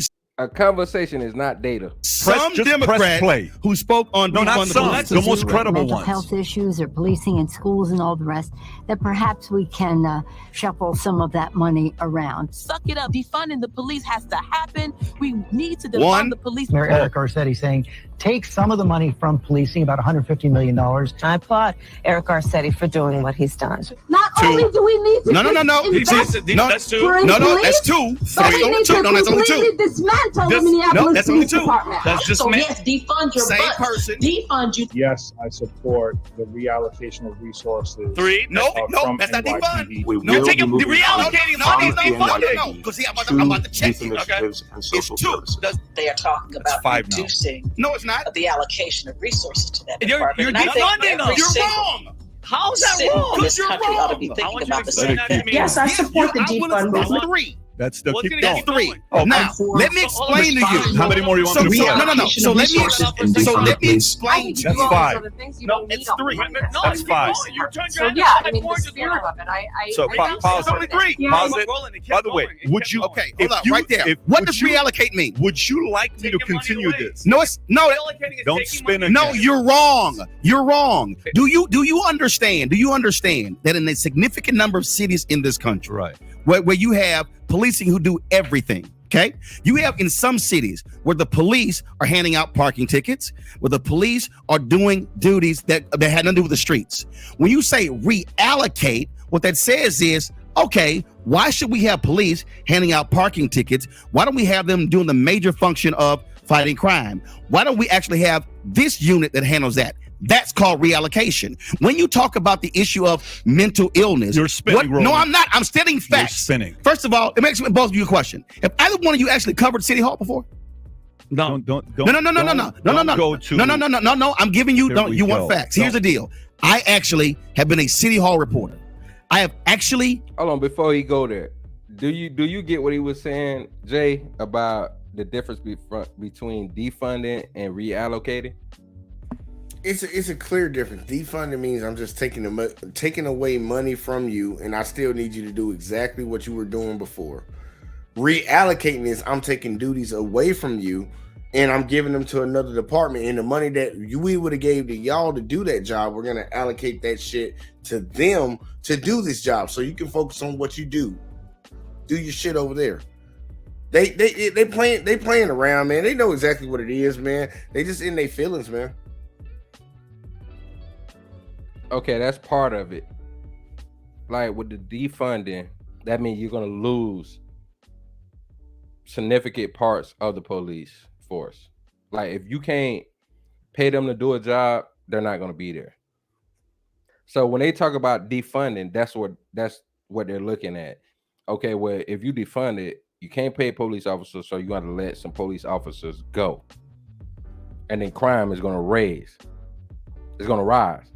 No, they just saying take away from the budget. Like they give them like $250 million every year. Most police departments in major cities, they get $250 million, and they're saying they think of it as, oh no, they're gonna take away that money, but they're still gonna require them to do the exact same job. So yeah, like what you're saying, they might lose some officers because they might not have the money to pay for those officers, but that's not the case. Yeah, they're gonna have to cut hours. They may have to cut no more overtime. Yeah, but also cut it to where this is the problem with defunding, and that's why he said activists, and BLM is the one that spoke on that, and we can pull that video up. But the problem is they're looking at it when you say defund, that means you're gonna cut police officers. They can't do their job properly. You're not paying them to be there. So what you want them to volunteer? So when he says certain people, especially Kamala Harris said, or Kamala Harris, reallocate. And that's what he's saying. Like, no, you're saying that these people are significant, but there's not that many people, especially the ones that have power. Nancy Pelosi said reallocate. Kamala Harris said reallocate. Nancy Pelosi is head of the Democrats. Kamala Harris is the vice president and a Democrat. But we know from her history, she was putting brothers in jail and didn't give a damn. So she's gonna watch what she says. Reallocate is different. So when they have another debate, she gonna say, I never said defund, I said reallocate. Nancy Pelosi, I never said defund, I said reallocate. They know what they're saying. We already know they have these discussions and make sure that they PR, public relations people, be like, all right, we're gonna address this, but let's address it in a way that we're not gonna get in trouble from certain people that's in the system that can vote against us. They're gonna play it smart. And the biggest thing that Roland Martin said that the other gentleman is not addressing is when he said, what was the vote? Fuck what they said. What did they do? Same thing when we say women, watch what a man does versus what he just says. It's simple, man. It's simple mathematics. Let me go to the chat real quick. PA says he ain't built to debate Roland Martin. Shout out to that H-Town Texas product. He round as hell, but he putting heat on that dummy. You won't do that on this show. PA also says that ain't why crime rises. Police don't keep you safe. Police job is to lock up blacks doing crimes, not their meth head auntie. First people they laying off would be the blacks. Yeah, I agree with you. And also Hurricane says, I'm gonna reallocate my launcher, start the revolution.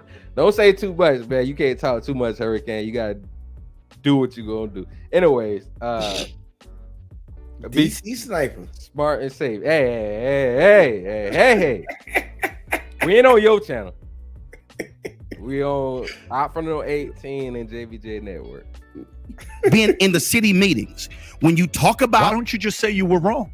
Why don't I'm you not just wrong. say Democrats were wrong? Because I'm not wrong. Because you're wrong. No, But hold on, Roland. wait a minute. Hang on one Explain to me reallocation. Hold up, Mr. CEO. Yeah. When you're in a company and when you reallocate funds from one unit to the other, are you cutting funding or are you simply adjusting? Why do you have a hard time just saying they said it? Why do you have a hard time? By the way, I actually if you counted allowed three people who if you said allowed- the words defund. If you allowed it, you would have heard them saying defund the police. I literally heard Nancy Pelosi say shuffle. I heard Kamala Harris say reallocate. You go, oh, that's defund.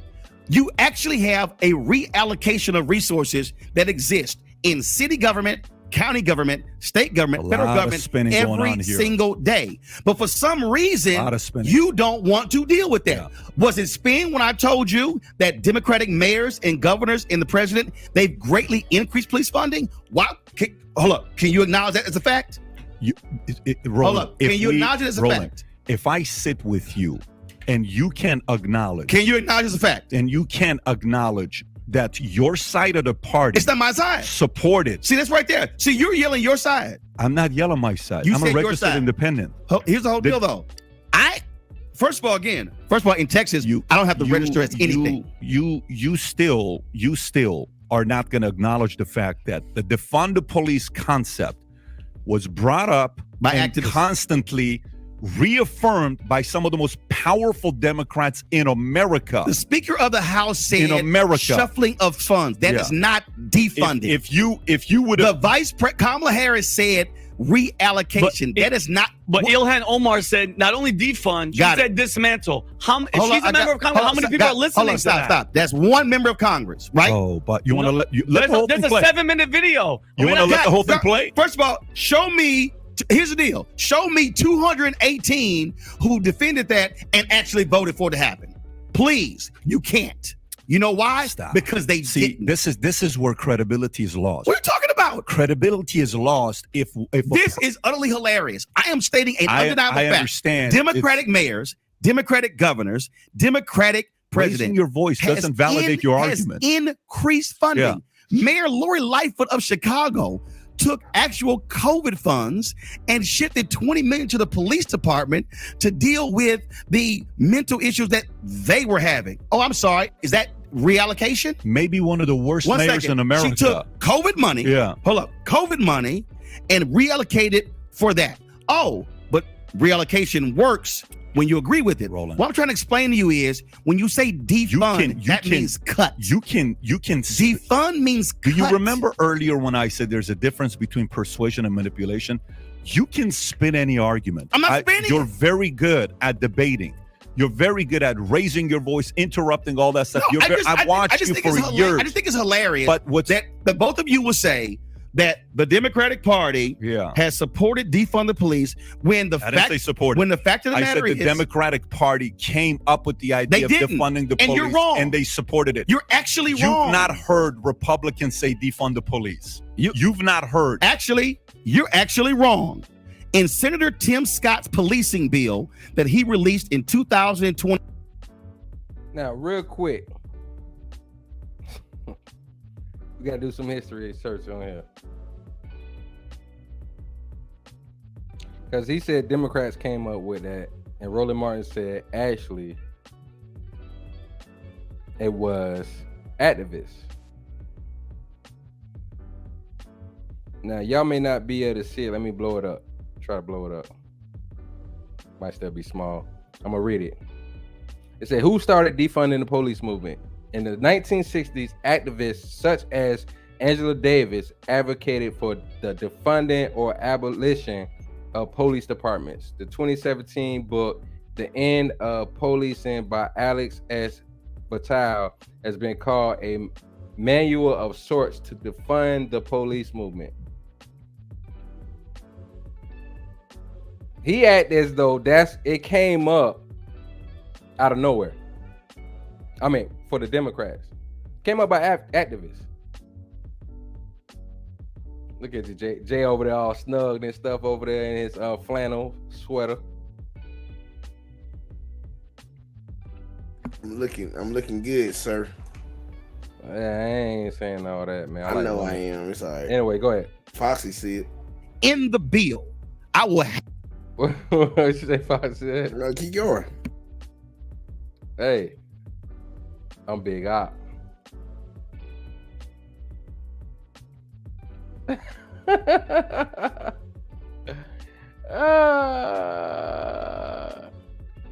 PA says F Kamala Harris. I stood with Smack. Hey, you nasty, man. And Hurricane over there rolling. Back to the video. Happily send it to you. What did he say? He actually said. What did he say? You want me to read it? I want to hear it. No, I'm gonna read it. Hold up. Let me guess. He said reallocate. No. That's not what he said. Because see, what you don't understand is. But here's what we're gonna do. No. Hold on. When the George Floyd Justice Act, play the entire. When the clip. George Floyd Justice Act play the failed, entire. Clip. I literally sent this. I sent this to Senator Tim Scott, and he didn't answer my question. When we were running for office, and I answered yes to that question. We are going to reduce funding in the police department and redirect that money. Smart move? There's no reduce reason funding. Police budget should just keep growing and growing and growing. What did they do? We propose police cuts is a good thing. No, it wasn't cuts. $7 million from the He just said that. You don't even know what London Breed did. You don't know what she did in San Francisco. No, that wasn't a she. That was a guy. London Breed was speaking before her. In cuts. Rashida Tlaib Are tweeting, cuts a good thing? no more policing, incarceration, and militarization. Police cuts are a good thing in these communities. If they're not doing their job. What do they say? Oh my God! So you want fundamental. Right here. No. You said to me. You said, "Oh, show me Republican." When Senator Tim Scott introduced his bill, okay, on police reform. This is one of the things that he did. When it failed last year, he went on Margaret Brennan's show, CBS Face the Nation. He said, the Democrats wanted to defund the police, and that was a bridge too far. In Senator Tim Scott's own bill, they actually said, in order for police to qualify for these funds, laws will have to be passed on the city of the state level.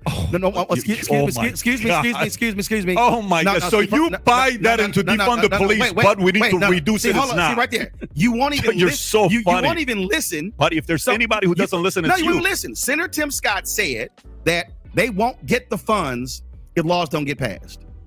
That's defund the police. When the George Floyd. Listen, you're a master spinner. No. First of all, if you listen, I'm telling you what he did. He then a year later calls that same thing defund the police, and I literally, and if you want to see it, those are the text messages. You're so funny. I sent to Senator Tim Scott, and I said, Senator Tim Scott, please explain to me the difference between what you said the Democrats are doing, what you did. You just hurt your argument even more. What are you talking about? Because what you just did is validated everybody else what they just said. No. Yes. Because that means what Kamala said, what Nancy Pelosi said. They're all saying the same thing. Defund the police. And now they realize it was a bad idea. She did not say defund the police. Of course, he did not either. Oh, wait a minute. So you say what Kamala said was defund the police. Your argument, you just screwed yourself up. No, I didn't. You did. No, I didn't. Of course you did. No, I was specifically calling out Senator Tim Scott by trying to call something defund the police when they were simply proposing exactly what he did. You know what's the problem? Here's the problem, Roland. The problem is when I sit down with somebody with whatever thing they believe in, okay, it's specifically a lot on the Democratic side. It's specifically. It is being a Democrat before their country. It is how they vote before America. It is, nope, I'm going to defend this because there's no way these guys going to say anything wrong with defund the police. And that's where you lose credibility. All you have to say is, you have no, I don't acknowledge this. I don't support you. That's all you have to say. You have no credibility on this when you can't even acknowledge what reallocation means. You have no credibility when you can't even define that. When I have actually talked to mayors and city council members, Right. and they have walked through how when London And Breed, the city when the policies have when the destroyed the Here cities. you go. Here you go. We're Destroyed destroying the cities. Destroying the city. 53 years Democrats have had to vote. When the mayor of San Francisco talked about the mental illness crisis in their particular city, and they said, All right. So, seeing the video. Can't nobody see you. Man, why you gotta act? Oh, He's like, let me click on the button. why you gotta do that, man? Why you gotta do that? Trying to help you out, man. Why you gotta do that, man? I know they can't see me. I'm here for moral support.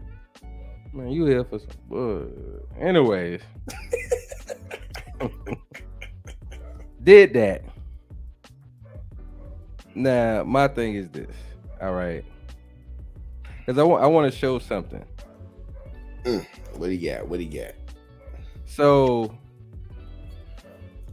hold on, let me check something real quick. I will say something about that video. Like, oh, buddy, he just made himself look really, really bad, man. He arguing in circles. He's saying that he tried to call out when they were going through those clips of all these so-called Democrats saying defund the police, and he had two of them. The major two that he was really going for is Nancy Pelosi and Kamala Harris, and neither one of them said it. They said reallocate and shuffle some stuff around, and then he brought up Tim Scott. That was the killer for him that he couldn't accept. I don't know if his mind doesn't work that way or he just refused to accept the fact. But when he brought up Tim Scott in his bill, it was literally saying reallocating funds.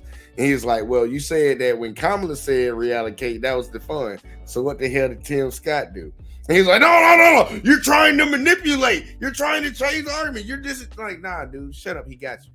Yeah, but Like, he dude, was also saying Tim Scott said himself that what he was saying equated to defund the police, and he was wrong.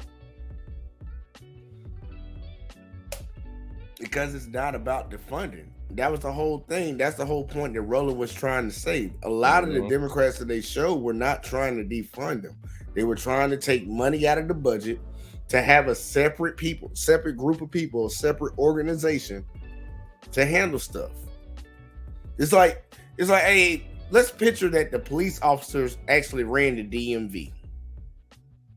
Well, we wanted to have a separate group of people running the DMV, and the cops can go out there and fight crime. They gonna say we defunded them motherfuckers? No, they're not gonna say that. No, why? Because we already fucking did that. We reallocated money to go to this group to do this certain type of job. Social Security is part of the city government and the federal government. We reallocated money to do that function. The VA is a whole nother group that they reallocated money from the federal government and the state to do this function. They're pretty much just saying, take away some of the duties that police officers are handling right now. Mental illness, they don't need to have to go out there. If somebody's losing their mind, you don't want to send somebody with a gun that's trigger happy. Just reallocate and get some counselors on duty and stuff. And they actually done ran test trials around the country doing that. And it seems somewhat successful, but I think it's a little too early. But it's saying take away certain functions that police should not have to deal with. First off, they ain't got no constitutional duty to protect your life anyways. So I don't know what the hell we paying them for anyways. But let's take some stuff off their plate. Their purview that they deal with needs to be smaller, not greater. Because they obviously can't do a good job with the great majority of the shit that they have, man. Most cops in most cities don't even solve 30% of the crimes. So I'm like, man, what y'all doing? You damn sure ain't stopping none of them. So, and I want to bring something up real quick.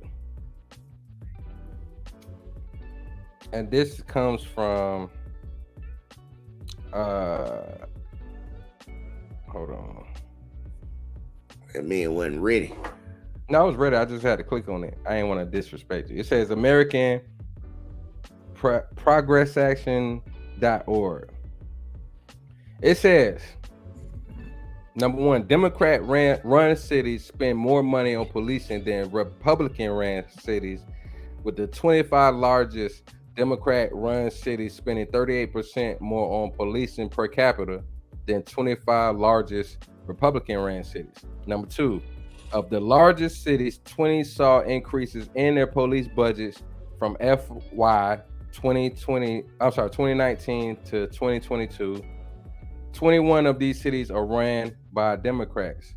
The 25 largest cities saw their police budgets grow by a total of 5% from 2019 to 2022. Democrat-ran cities have more police per capita than Republican-ran cities.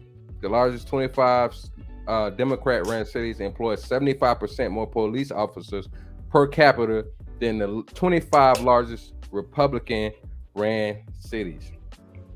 So they're making it, he made it seem, and this is why you got to actually do some research instead of just running your lips. He made it seem, DLs. He made it seem as these Democratic cities are not employing that many police. So if the crime rate is higher, they're going to need more police officers. They're giving more spending funds to those cities. So if they actually defunded it, which really he's saying they just talked about it, that's what Roland Martin kept asking. Out of those 218 votes, how many people actually put to that? They didn't. They're still spending the money. So what is he talking about? And that's the problem. These conservatives are doing the same things they accuse liberals of doing. And PA says, look, they think that the police are the only thing keeping the blacks from taking over. So defunding them means Shaka Zulu will break in your house and stick his schlong knee deep in your daughter. PA also said most large cities are Democrat ran. But see, the ones that are ran, just from what I just showed you, as far as is concerned, Democrats versus Republicans, it's actually Democrats. Terrible angle, man.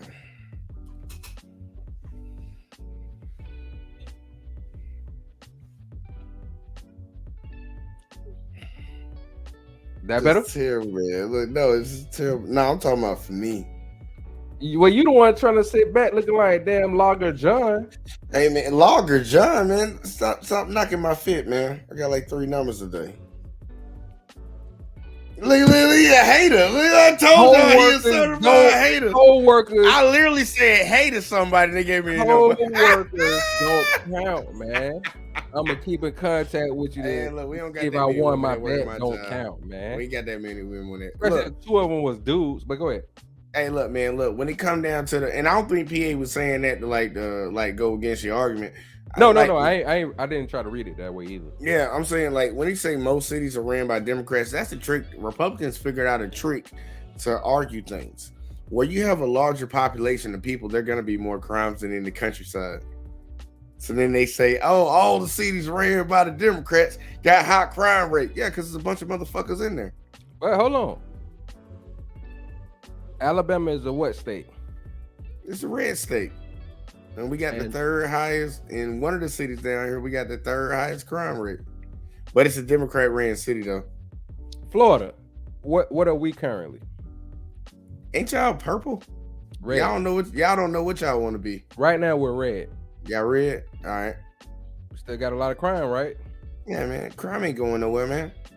It's not about policies or anything like that. It really comes down to, like, man, if you got people that are impoverished, people are going to do what they got to do to make it ends meet. And when you have generations and generations of people going through that, you build up a mindset.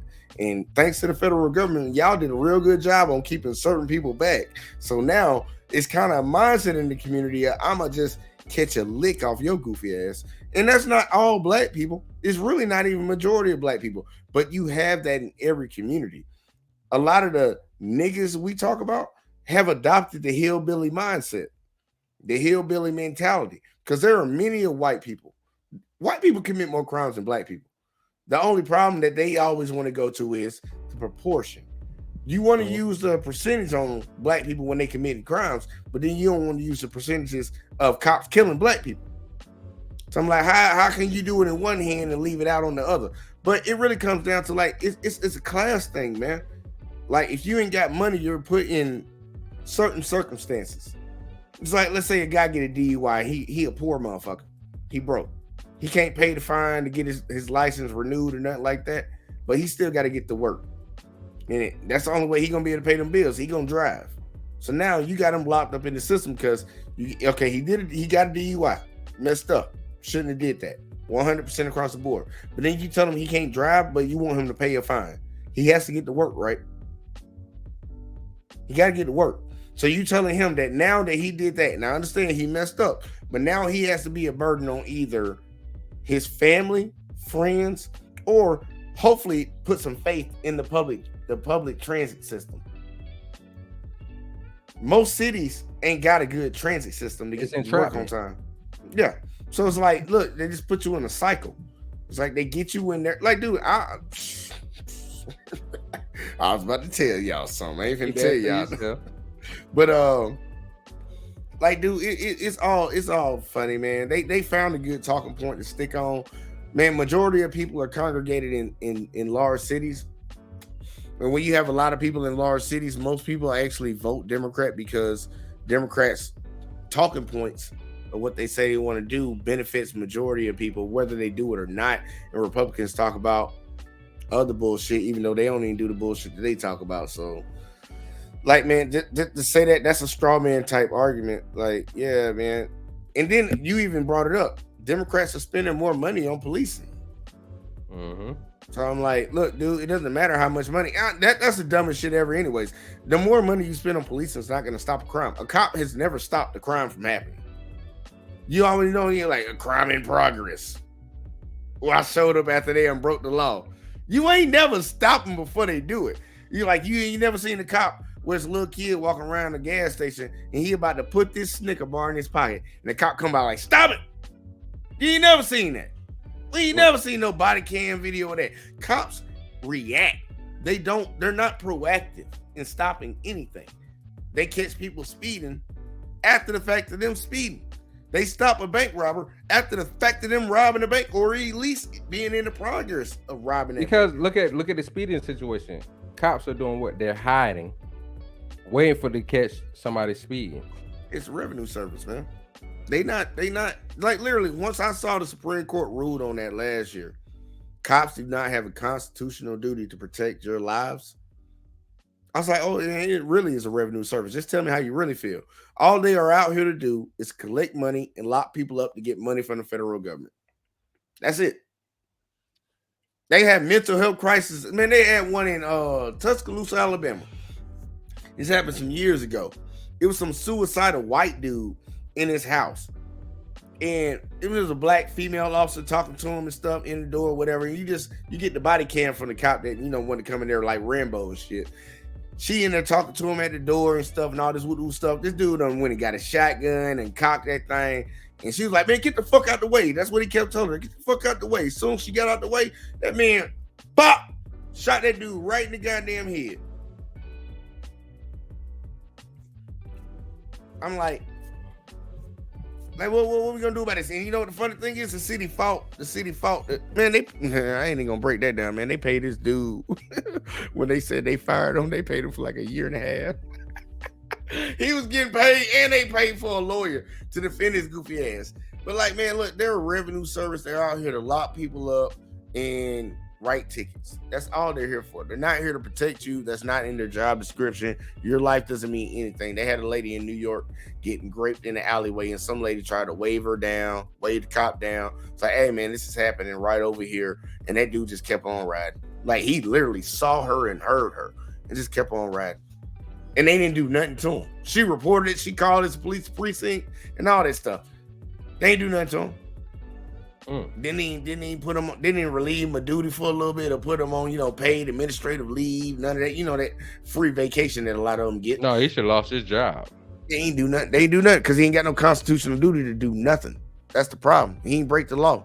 And that's what a lot of people need to understand. These people ain't here to protect you. They here to take your money. That's it. Real quick, PA says top 10 most populated cities are Democratic. 11 is Austin, and they Democrat. No, I hear you, PA. The only thing is what, like Roland was saying, you can name red states, and I just asked about JBJ. Asking about Alabama is red, Texas is red, and you still got crimes going on. So, is it really the policies, or like Jay just said, What the fuck police doing? Hurricane said, my mindset is revolution. I'm about to get this party started. I might as well start the revolution. Detroit already looked like a third world country. LOL. I got fam from across 8 miles, so I hear you. Let me see. Hurricane also said Democrats are paying for police to protect them, but it ain't going to save them from me. Stupid. PA says large cities aren't white. That's why they are Democratic. Republicans don't care about minorities. That's also why the Democrats can win Atlanta and win in Georgia. Outside of Atlanta, you won't see a black. Yeah, the truth about that. They hiding. If they are there. Democrat winning in Whitesville, Alabama. I tell you that. Got Marcus in the building. What's up, bro? See, Shut up, Marcus. Get out of here. Get out of here. My thing, like I said before, this is what the reason why these conversations don't matter. If Roland Martin is debating a Republican or Democrat that's in office, that's one thing. Show they full of shit. Get them out of there. But then when you debate somebody who really don't sway the needle, they don't move the pendulum left or right, round the clock, to me it's a waste of time. Now, I know it's for entertainment because that's what you get into. Because when I was watching it, I got entertained. And I was like, what you talking about? You don't hear what Roland said? You don't? Dude full of shit. He was doing the same thing. He don't care. He didn't mean to. He ain't talking about no real solutions. So what you thought? Well, if you go from Democrat to Republican, everything be all right. But hold on. Roland named some states that Republican ran and still got high crime rates. Now, I know the Democrats can still run certain cities, certain counties as city officials. I get that. But it's a red state.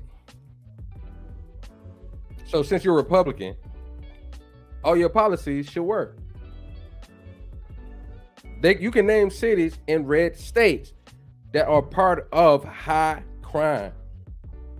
So it don't fucking matter what the state is if that city is still going through what they're going through. And then I didn't show the whole video, but also Roland Martin talked about with all the issues that's going on within cities. He was acting like that's not the problem. Out of 30 states, 27 states got high crime. That's Democrat. You can name a bunch of Republicans. And matter of fact, it didn't show on the end of this video. I didn't show the whole video. That would have been too long. But he named like 10, 11 states that are Republican that got high crime rates. North Carolina, South Carolina. I forget the other ones he named. How is that possible if they're Republican ran? He also talked about when C-19 happened. 45 in his cabinet left everybody to defend for themselves. My state got stupid ass DeSantis. Santis. I don't respect him. That's why I said his name wrong. Anyways, I think you just say everybody's name wrong. I do it on purpose, depending on what I'm talking about. That man called Kamala Unless I'm talking about Harris. AVA. Kamala Harris. Let's talk with AVA. Asshole, vagina, asshole. Oh shit. Marcus said, to be honest, most red states are mostly beneficial to live in. That's from an economic or incentive benefits perspective. That's Bama, Texas, Utah, Oregon, Nevada, Florida. Hold on, this thing popped in, right? I don't know if all the states I named are red. Nope, I'm in Florida. Florida's red. We got high crime rate. Texas is red. They got high crime rate. So if it's red, doesn't mean it's perfect, bro. It's beneficial to live in a lot of red states, man. Louisiana, Alabama, Florida, Texas, a lot of them are red states, and they got some of the poorest people in the entire United States of America. Oh, especially Louisiana. Louisiana literally has Mississippi. Mississippi. Oh, Mississippi is number one. They had the poorest, and that's a red state, and that's always been a red state. So I don't know about that one, Marcus. It might be beneficial for other things. Maybe for people. You look at Mississippi, especially Louisiana, red state, good cooking. How terrible roads does Hurricane Katrina happen?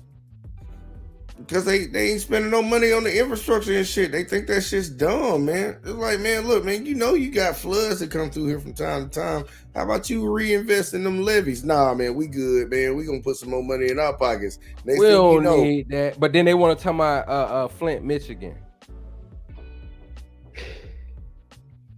Oh, that's a blue state.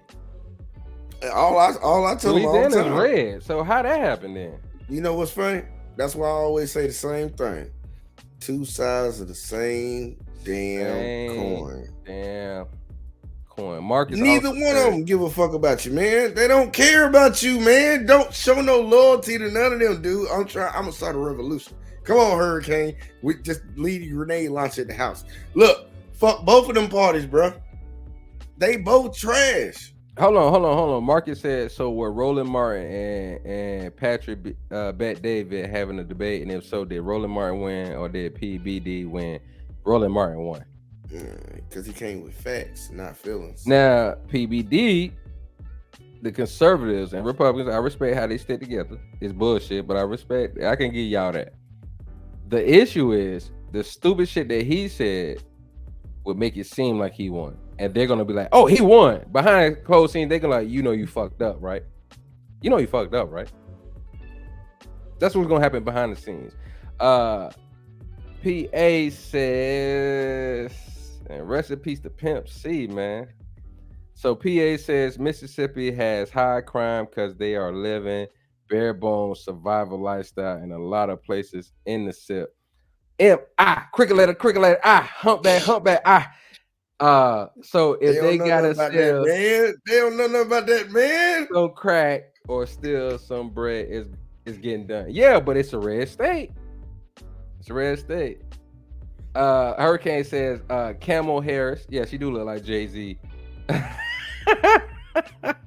You going back to when I said you keep calling that lady Kamala like a camel. Camel Harris. PA says Texas is turning blue. 10 to 15 years, it will be blue. I can see that because a lot of people from California moved down there. Marcus said, I said most, not all red states. No, I ain't disagreeing with you, but Blue just naming some of the ones that you put in there, and it's like, nah, bro, that ain't the case. Yeah, I just called out a couple states out of what you named, and I'm just saying the PBD act like if it's a red state, it'd be fine. Which is a lie, because I'm in Florida, so we know that's line. Me and Jay, we be talking shit, but come on, it's a red state. So how the fuck is a motherfucker bringing an alligator into Burger King?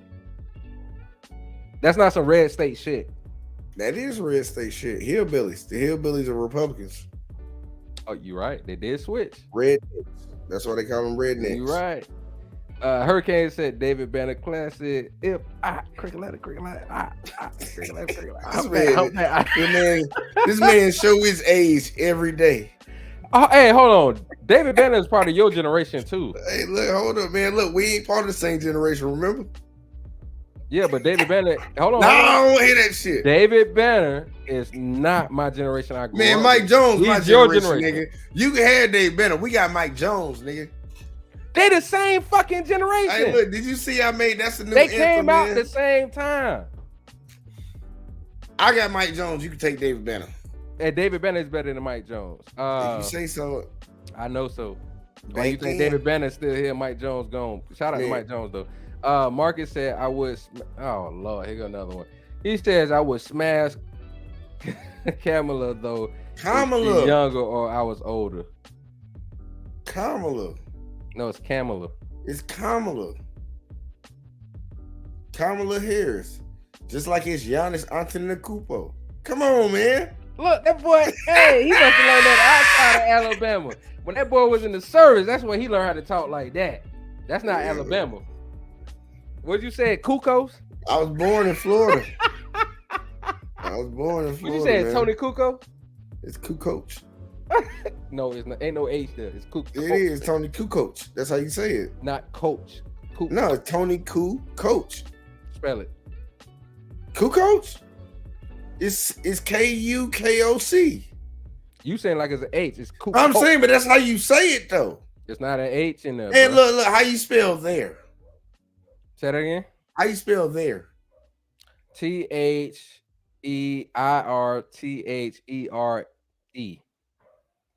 I wasn't talking about either one of those. Anyways, Marcus also said, "Oh, well, your voice gonna be going tomorrow with all that street." Oh Lord, I'm. He killing says, Camel Harris. I know she got cakes. You could tell she had a tight booty and can drop Man, it. Marcus, man, She ain't got stop no telling me ass, man. This man got some deep, dark fantasies about this lady, man. He Kanye want West for real. Something like Kamala Harris Marcus. does not have ass. She might have some. I ain't never No, looked she at ain't it, got though. none. She wear them, all them politician chicks be trying If to wear. she all had those. ass, you can see it through the man. Look, Nah, at man, they wear loose fit. when I and see stuff, nurses, man. they wear loose fit. And you still can see the. Nah, because the nurses ain't wearing loose fit and stuff. No, I seen nurses wear loose fit and scrubs, and you still can tell they got pound cake. Man, I don't even like the word. Anyways, real Ain't nothing quick, sweet about that shit. I want to show something because Damn, how many videos you got? I'm just gonna show a little bit. I'm about to take a break real quick, but I'm gonna show something real quick. So Kool-Aid ass. they try to. This is how we know in our community, people are getting tired of certain shit. And You say you went down there and spit the gadget magnified glass. I would not expect it, but hey, I'm just saying, Marcus, she ain't got no ass, man. That man was looking hard. Now hold on, Let me on. see. Michelle Obama got cakes. Man, look, man, we ain't talking about these ladies having cakes, man. I Anyway, don't even like that word, so- man. That ain't even a good word. Pound cake. Ain't nothing So, sweet down there. anyways, we can tell things are changing in our community because if they wasn't, this cat right here would not still. Marcus, shut up. Hey, well, maybe she got a butt reduction. I don't know. But they act like we cool with everything. But like I said, if that was the case, this cat would not be around. Oh, man, you love Charles White, man. You need to get him on the show. James Prince runs. He run a bunch of. Don't rap a lot. He run a bunch of rap. Be right back. Finesse 2 times now, but he don't run in Texas. Crime Stoppers and Neighborhood Watch program run this. I'm a part of it. Run Texas. The police. Tell James Prince he don't run thing up here.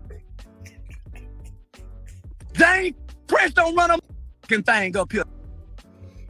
So ain't never run nothing in Dallas. His sons and them get kicked up here. His sons and them get bullied up here in Dallas, Texas.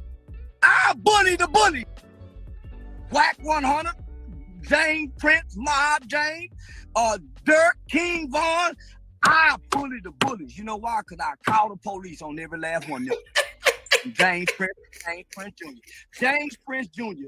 Boy, let me tell you something, Junior. You known for jumping on, beating up strippers, and taking it when you're drunk. After club hours, Junior. Shut your little. Shut your up, Jay Prince Jr. You known for beating up strippers and taking it when you're drunk after club hours, during the after hours time. Stop talking like y'all the mob. I'm sick of you. You ain't no god mob, James, and y'all ain't got no mob time. They need to put you in the Fed. James Prince needs to go to federal prison, and his sons need to go too. I'm sick of you playing like y'all the mob, and y'all ain't got the same connection as the Italian gangster. Politician then. Put a hit out on the cop then, if y'all the mob. Or shut y'all up, James and James Jr. I hate the Prince family, a bully family that's really weak. Y'all ain't the Kennedy. Y'all ain't the Bushes. Y'all ain't the DuPonts. Y'all ain't the Hines. Y'all ain't the Hill. Y'all bully your own people. And I mean that from the bottom of my heart. Now, since somebody try to kill me, I'm going to put all in jail. I put a case on all Prince. Street rules, street ties, street organization, street principles. I don't give a about nothing street. I'm law abiding. I love law. I'm a police calling man. And I love to be the put Rap-A-Lot Records, James Prince in jail. Threaten me like you talk to Quavo and take off me. I ain't never need to protect. And I'll be in Houston on the 17th. I ain't never needed none of you protection. That's what the law is for. 911, I'm scared. I need help, Mr. Police. You talking about I'm gonna call a weak rap mogul for you a rap mogul. You ain't a boss. You the CEO of Rap-A-Lot. Stop living in this fairy tale world. James Prince like y'all the mob. You ain't no mob. You a rap label. How many people got to remind you that rapper? Yeah. You love using Charleston White, man. I mean, not at first. I was like, at first I listened, then I was like, fuck this dude. Then I listened, then I was like, fuck this dude. Then I listened. But no, it's like he keep it real on some things. But right you gotta there. think, he like Tupac. He the nigga you love to hate. He's saying some shit motherfuckers don't like to hear, but he's saying some real shit, man. It's a lot of us in our communities that's like, this is some bullshit. And he's saying some real shit. So you mean to tell me you mob ties, but then you getting online, talking about this, talking about that, bringing paperwork. That's some police shit. That's why I stopped respecting Jay Prince years ago. Like at least the last 3 years. You doing the same thing these youngsters doing. Am I lying? I ain't in it. Nah, don't do that now, man. I ain't in it, man. You say you don't mind calling the police too, so tell the I call the police real quick. I don't give a fuck. All right then, that ain't snitching. That's just telling. I ain't say it was snitching.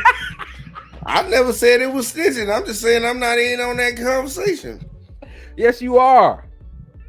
Like, I done had conversations with dudes that try to tell me I'm on some whole shit or whatever the fuck. And I was like, dude, I slap shit out your goddamn mouth talking to me like you stupid. I'll call the police on anybody that's causing a problem in my damn neighborhood. You ain't wrong. I ain't got no problem with that. Like, look, motherfucker, they already taking my tax dollars and I done said something to your goofy ass probably beforehand to stop doing this shit around my neighborhood. You gonna keep fucking doing it? Well, guess what? Them tax dollars about to get put to work. I'm on that Charleston White shit to a certain extent. It's just funny the way he said it.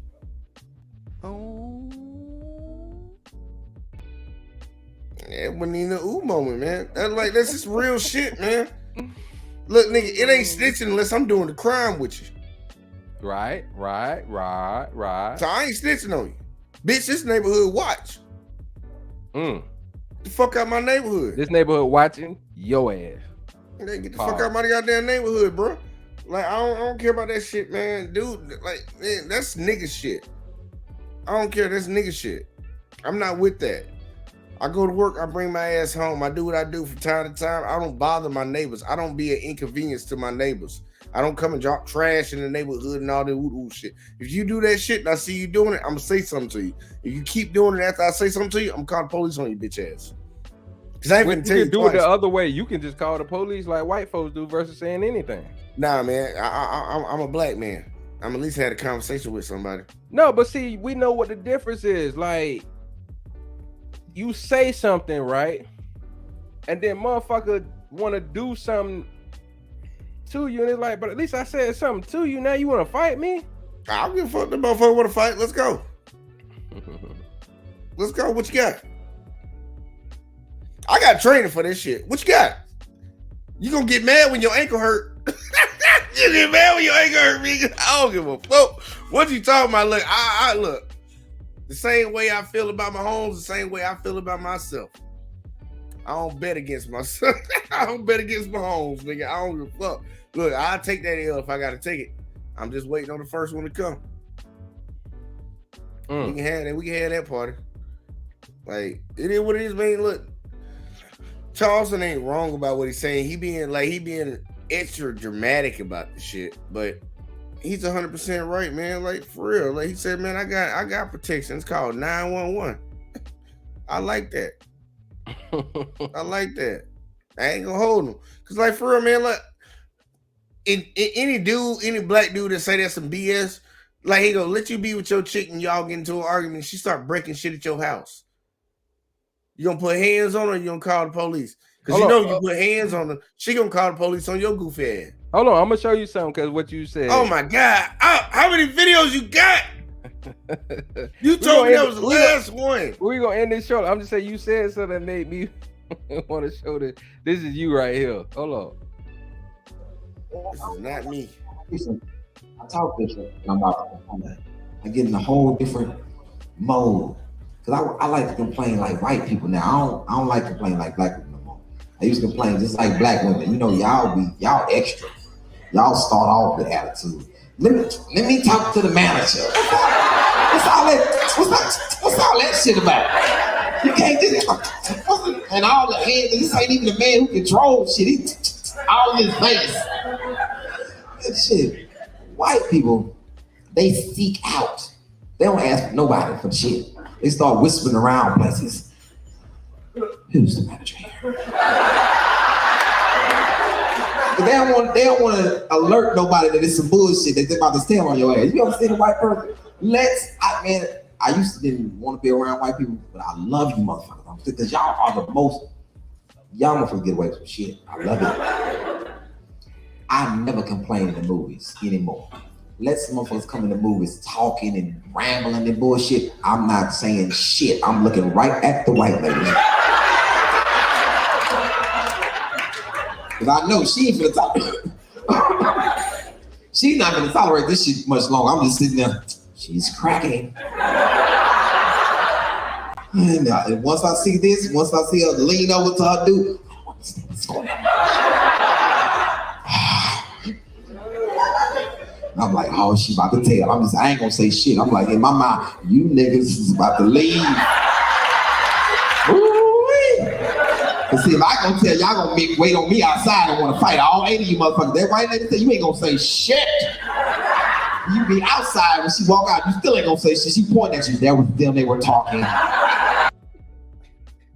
Now, I was just laughing at the fact that you said some certain shit. And I said something. What you got? You call the police. Niggas want to show up at your front door. But we already know white folks call the police. You gonna leave them the fuck alone because you know they're gonna call the police. Like, we keep talking about gentrification. We get, they come around, they ain't gonna say this. They come around here cleaning up our neighborhood, making the houses and shit, the value go up. Fuck them. But you'll still go rob a brother that's stay down the street from you and you know his whole family your whole life. Your family know his family. That's crime of proximity. No. That's the crime of nigga-nimity. No, it's crime of proximity. Most black no, people it's live not. around. It's not. Listen what I just said. It's not. If white folks or different race of people move down your block, you ain't fucking with them, but you fucking with people that look like them. Now, back in the 90s, yeah. I'm fucking with whoever can get it. Now, I'm just fucking with the niggas. I don't know them motherfuckers because they'll call the police on me, but you're Rob JVJ. Why you gotta put that shit on me, man? God forbid. My bad. I don't mean to put that evil on you, Ricky Bobby. Just take the whole thing back. I'm just saying, God forbid. But I'm just saying that's how we do each other. And I don't want them to rob somebody who just moved into a house. But at the same time, if you leave them alone, leave the people alone that been on your block for all these years too. And look, I tell most black people a good trick if you want to avoid that. Cause I know I had to deal with that kind of problem when I first moved in. Like I backed the U-Haul truck. Well, it wasn't a U-Haul, company truck. Backed it up with all my shit in it. And I was like, yeah, night. Nah, I did it in the daytime. I don't move at night. But it was an AR-15 hanging around your neck. Nah, hell nah. It was some niggas that was on the block, and I seen them. And I heard one dude on the phone talking about, man, he ain't got nothing. And this is the funny thing about me. I brought all the expensive stuff off last. But right before I brought that shit off, I made sure I had my strap on me, and I cocked that motherfucker and put one in the chamber real quick. Like, so I'm like, hey, look, I know you ain't coming right now, but when you do come, just know you got something waiting on you. And I got 2 pit bulls in the back, and they in the house at nighttime. So you want to come up in here? Come on up in here. Get bit or get popped. And like you can pick your poison. You might catch both of them that same damn night. So, but that's the problem though. Now I ain't gonna sit here and act like white folks I ain't do this shit got around white people too though. serial deleters, mass deleters. I ain't gonna say they ain't got that. But the difference is these motherfuckers ain't making it known.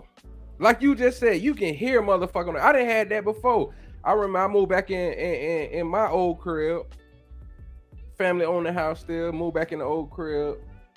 And right before I moved in, I'm just cutting the grass, keeping everything up around the house. Here a nigga that used to park in the driveway because he used to come see the neighbors and one of the neighbors or whatever when they were staying there. And he like, oh, bitch didn't move in the house. I'm looking at this nigga like, I can hear you. I see you. I'm like, but if I beat your ass right now you want to go pop a nigga.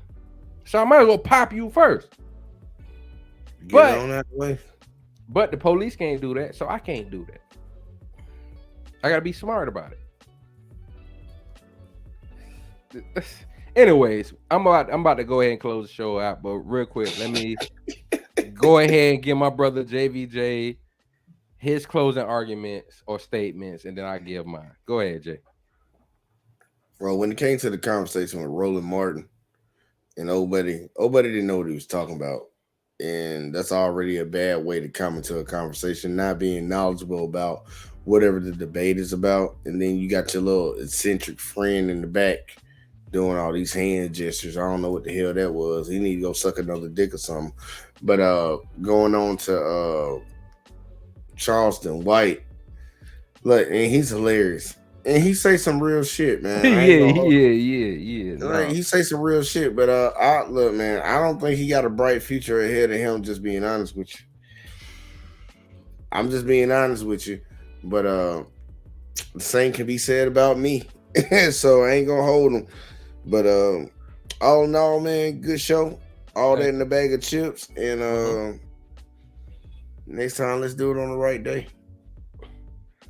Hey, the Super Bowl happened once a year. So Goat Mahomes, go say it one time. Shout out to Mahomes, man. He the OG, man. You gotta say OG. Goat, man. You gotta say Goat Mahomes. And Goat in the making.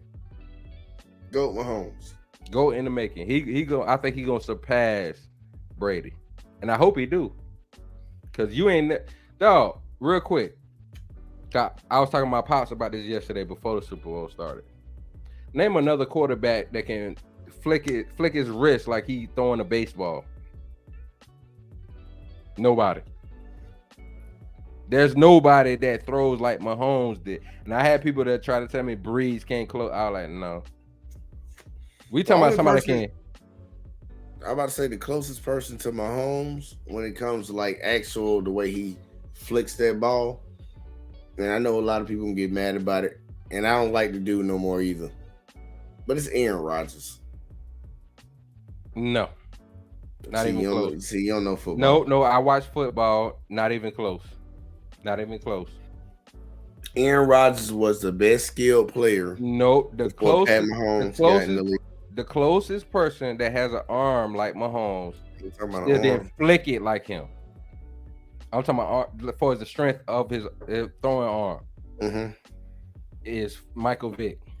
Oh, hell no. But he doesn't have the same like skills that Mahomes had, because you got to remember Mahomes could have went to the MLB.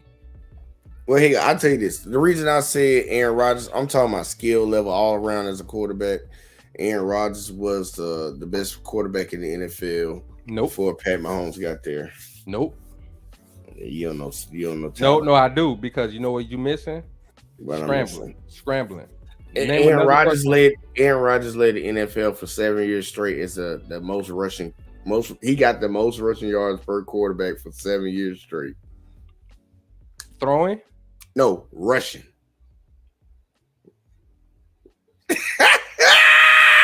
That man averaged. That man averaged 4.5 for 7 years straight. Real quick, cause he scrambled like Mike Vick. No, I'm not. No, see, I'm talking about overall. No. Overall, I agree with you. No, he could not. No, but I'm not taking. Listen what I'm saying. That's why I said Mahomes is a GOAT in the making. The brother is what? Not even 25? 27. Oh, he's 27. So already he's a threat. Been a threat. How many Super Bowls he got right now? 2. I mean, you think he would have if he plays all the way up to 43 like Tom Brady? I ain't gonna put no expectation on him. I don't No. I'm not gonna jinx him, man. Not expectation. Not expectations. I'm not gonna jinx him, but possibility. I'm not gonna jinx him. I don't want to make him seem like he could be a bust. I'm not saying that. There's no way, dude. He already got a Hall of Fame career. There's no way of a bust even coming into his. Dog, Dan Marino is in Hall of Fame and ain't got one fucking championship. Yeah, that's what I'm saying, man. He got 2 Super Bowls. All right, MVPs. So the possibilities are higher, right? Yeah, than Dan Marino. You would think so. Over what's my boy? Warren Moon. Yeah, he's way better than everybody you just named. Thank you. Yeah. So the highest level to shoot for is who? Well, he's the highest level already. No, the highest level to shoot for is Brady, and he already. Listen, when we talk about LeBron versus Jordan, it's what? Stats, right? Tom Brady was never the best quarterback in the league ever in his entire career. Not overall, no. He was never. So I'm like, I don't know what comparing him to. No. You can go. What year was Tom Brady better than every other quarterback? You can go with championships. That's the problem. Because he wouldn't be in the conversation if that didn't matter, right? No. All it takes in the NFL to get into the GOAT conversation is 2 championships. That's it? Yeah, in the NBA it takes 3. So why Dan Marino still in that conversation? Well, Dan Marino, people put him in there because they like to reminisce. The old heads. Thank you. Yeah, that's their problem. That's their problem. They can deal with that. But he's still in the conversation. He should be in the conversation, right? He ain't in my conversation. Fuck your conversation. Overall, my conversation is right conversation. No. That's what I'm saying. You making it personal. I'm talking about overall. He's still in the conversation. Yeah, how we grade these people. Dan Marino. That's the conversation overall, right? Exactly. And Dan Marino. But he don't deserve it. He doesn't, because he doesn't have a Super Bowl. He doesn't have a Super Bowl.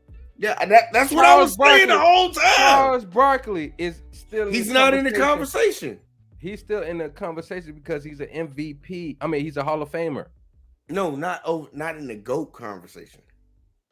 What position was Charles Barkley? He played small forward. And he plays. And he's not in the conversation as one of the top greatest? He's not in the conversation of greatest. You a motherfucking lie? You was a fucking lie. You better go do your research, bro. You put Charles Barkley in your greatest of all time conversation? That's not the conversation. That's not what I'm saying. Top 10, you'll put him in your top 10? No. Then how you in the conversation? But the conversation, especially because he's a Hall of Famer, he's still in the conversation. No, there's levels to this shit. No, but you're talking about you're being personal with the situation. No, I'm saying the conversation that started before us. He's in it. Tell me I'm lying. Tell me I'm lying. You lying. So he's not in the conversation. Is the conversation the greatest of all time? Yes. No, Charles Barkley's not in it. No, Charles Barkley's not in it. Name the top 5. Top 5 for me? Not for you. Period. Well, if I'm gonna name it, it's gonna be my opinion, and I'm no, not your opinion. The conversation that started before us. I ain't finna go off of somebody else's opinion. See. Anyway, why would I go up? So let me go ahead. Let me go ahead. Oh, you just went in a circle and didn't prove nothing. Let me go ahead and run it down. I appreciate everybody for showing up. I appreciate everybody for showing up. Damn, I'm sorry I didn't have the show last night, but yeah, I was watching the Super Bowl and I respect and I told my brother Jay, I'm not gonna fight against it. He understood and I appreciate it. Go Mahomes. Shout out to Mahomes. Respect. Go. In the making. But I believe in the brother. I believe in him. Just go give it to him, man. He undid it. I believe in him. In the making. He got more to prove, and I believe God. But man, come on, just say it one time, man. It's gonna make Marcus in the mad. making. In the it's making. Gonna make Marcus mad if you. I ain't worried about Marcus. Come on, man. I was talking mad shit to Marcus last night. You being petty, man. You 50 I am petty. Son. I am petty because I told you 50 so. 50 Cent son. I told you so. 50 had you. 50 Cent had you when he was 10 years old. Wait till the NBA. Wait till we start talking about the NBA next week. Oh, we own it. We own it. Matter of fact, I haven't even been watching the NBA like that. I've been catching highlights. That's fine. But we're gonna be on it. Yeah. But let me go ahead. Go ahead. End the show out. I appreciate everybody for showing up tonight. Sorry I didn't make it last night, but I was not going to try to go against the Super Bowl. Don't nobody want to hear that. I went live last night. After the Super Bowl, and you slept through it, motherfucker. Yeah, that's what we're going with. That part. Yeah. So, like I said, that's why I stay away from the conversations. If it's me and my people, if it's JBJ, Death Note, I had this conversation. Because we can actually talk about solutions. Fuck just arguing. We can talk about solutions. But I'm not saying JBJ is wrong for his point or Death Note. These my brothers, so I respect. He got his own approach, man. You got your own approach, man. You got to both of y'all do. You got to qualify yours, man. Do what you do. But I'm just saying, and I appreciate the viewers, but I'm just saying this is why I stay away from it for certain people. I tried. Jay, you got to give me my credit. I did try. Damn, man. You ain't got to qualify this shit, man. But at the end of the day, I just showed y'all this video tonight because you got too many people that aren't even fucking white doing their best to take up for the white wall. So what's the point? What's the point? Thank you, Jay. What's the point? What's the point? So shout out to real Americans that, you know, want equality for all Americans. Shout out to my people that actually want to do something. Shout out to all y'all. You know, we got to keep doing what we got to do. And people that are pro-black does not mean they're anti-everybody else. Because we don't hate on everybody else that's for their people. It's all about respect either way. You want your respect, you can understand somebody wanting their respect. Point blank, period. So make sure tomorrow night, Tuesday night, 7 p.m. Central Time. 30. Say that again? 7:30. Lazy mother.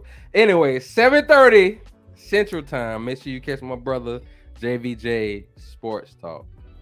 All right? Make sure y'all catch him. Everybody that's on the panel. It's going to be a good show. Every Sunday. I'm sorry, last Sunday, which was yesterday, last night. I didn't show up. I'm sorry. I just wanted y'all to enjoy yourself. I didn't want to bring this heavy content later after that. Let y'all enjoy your wings and french fries, onion rings, whatever. We appreciate y'all for rocking with us. And make sure on Saturday night at 7 p.m. Central Time to catch my brother JVJ show. All right? Don't sleep. You know we be doing good content, man. Stop playing around. So, Jay, before we get up out of here, do what you do. I'm going to do what I do. Chip!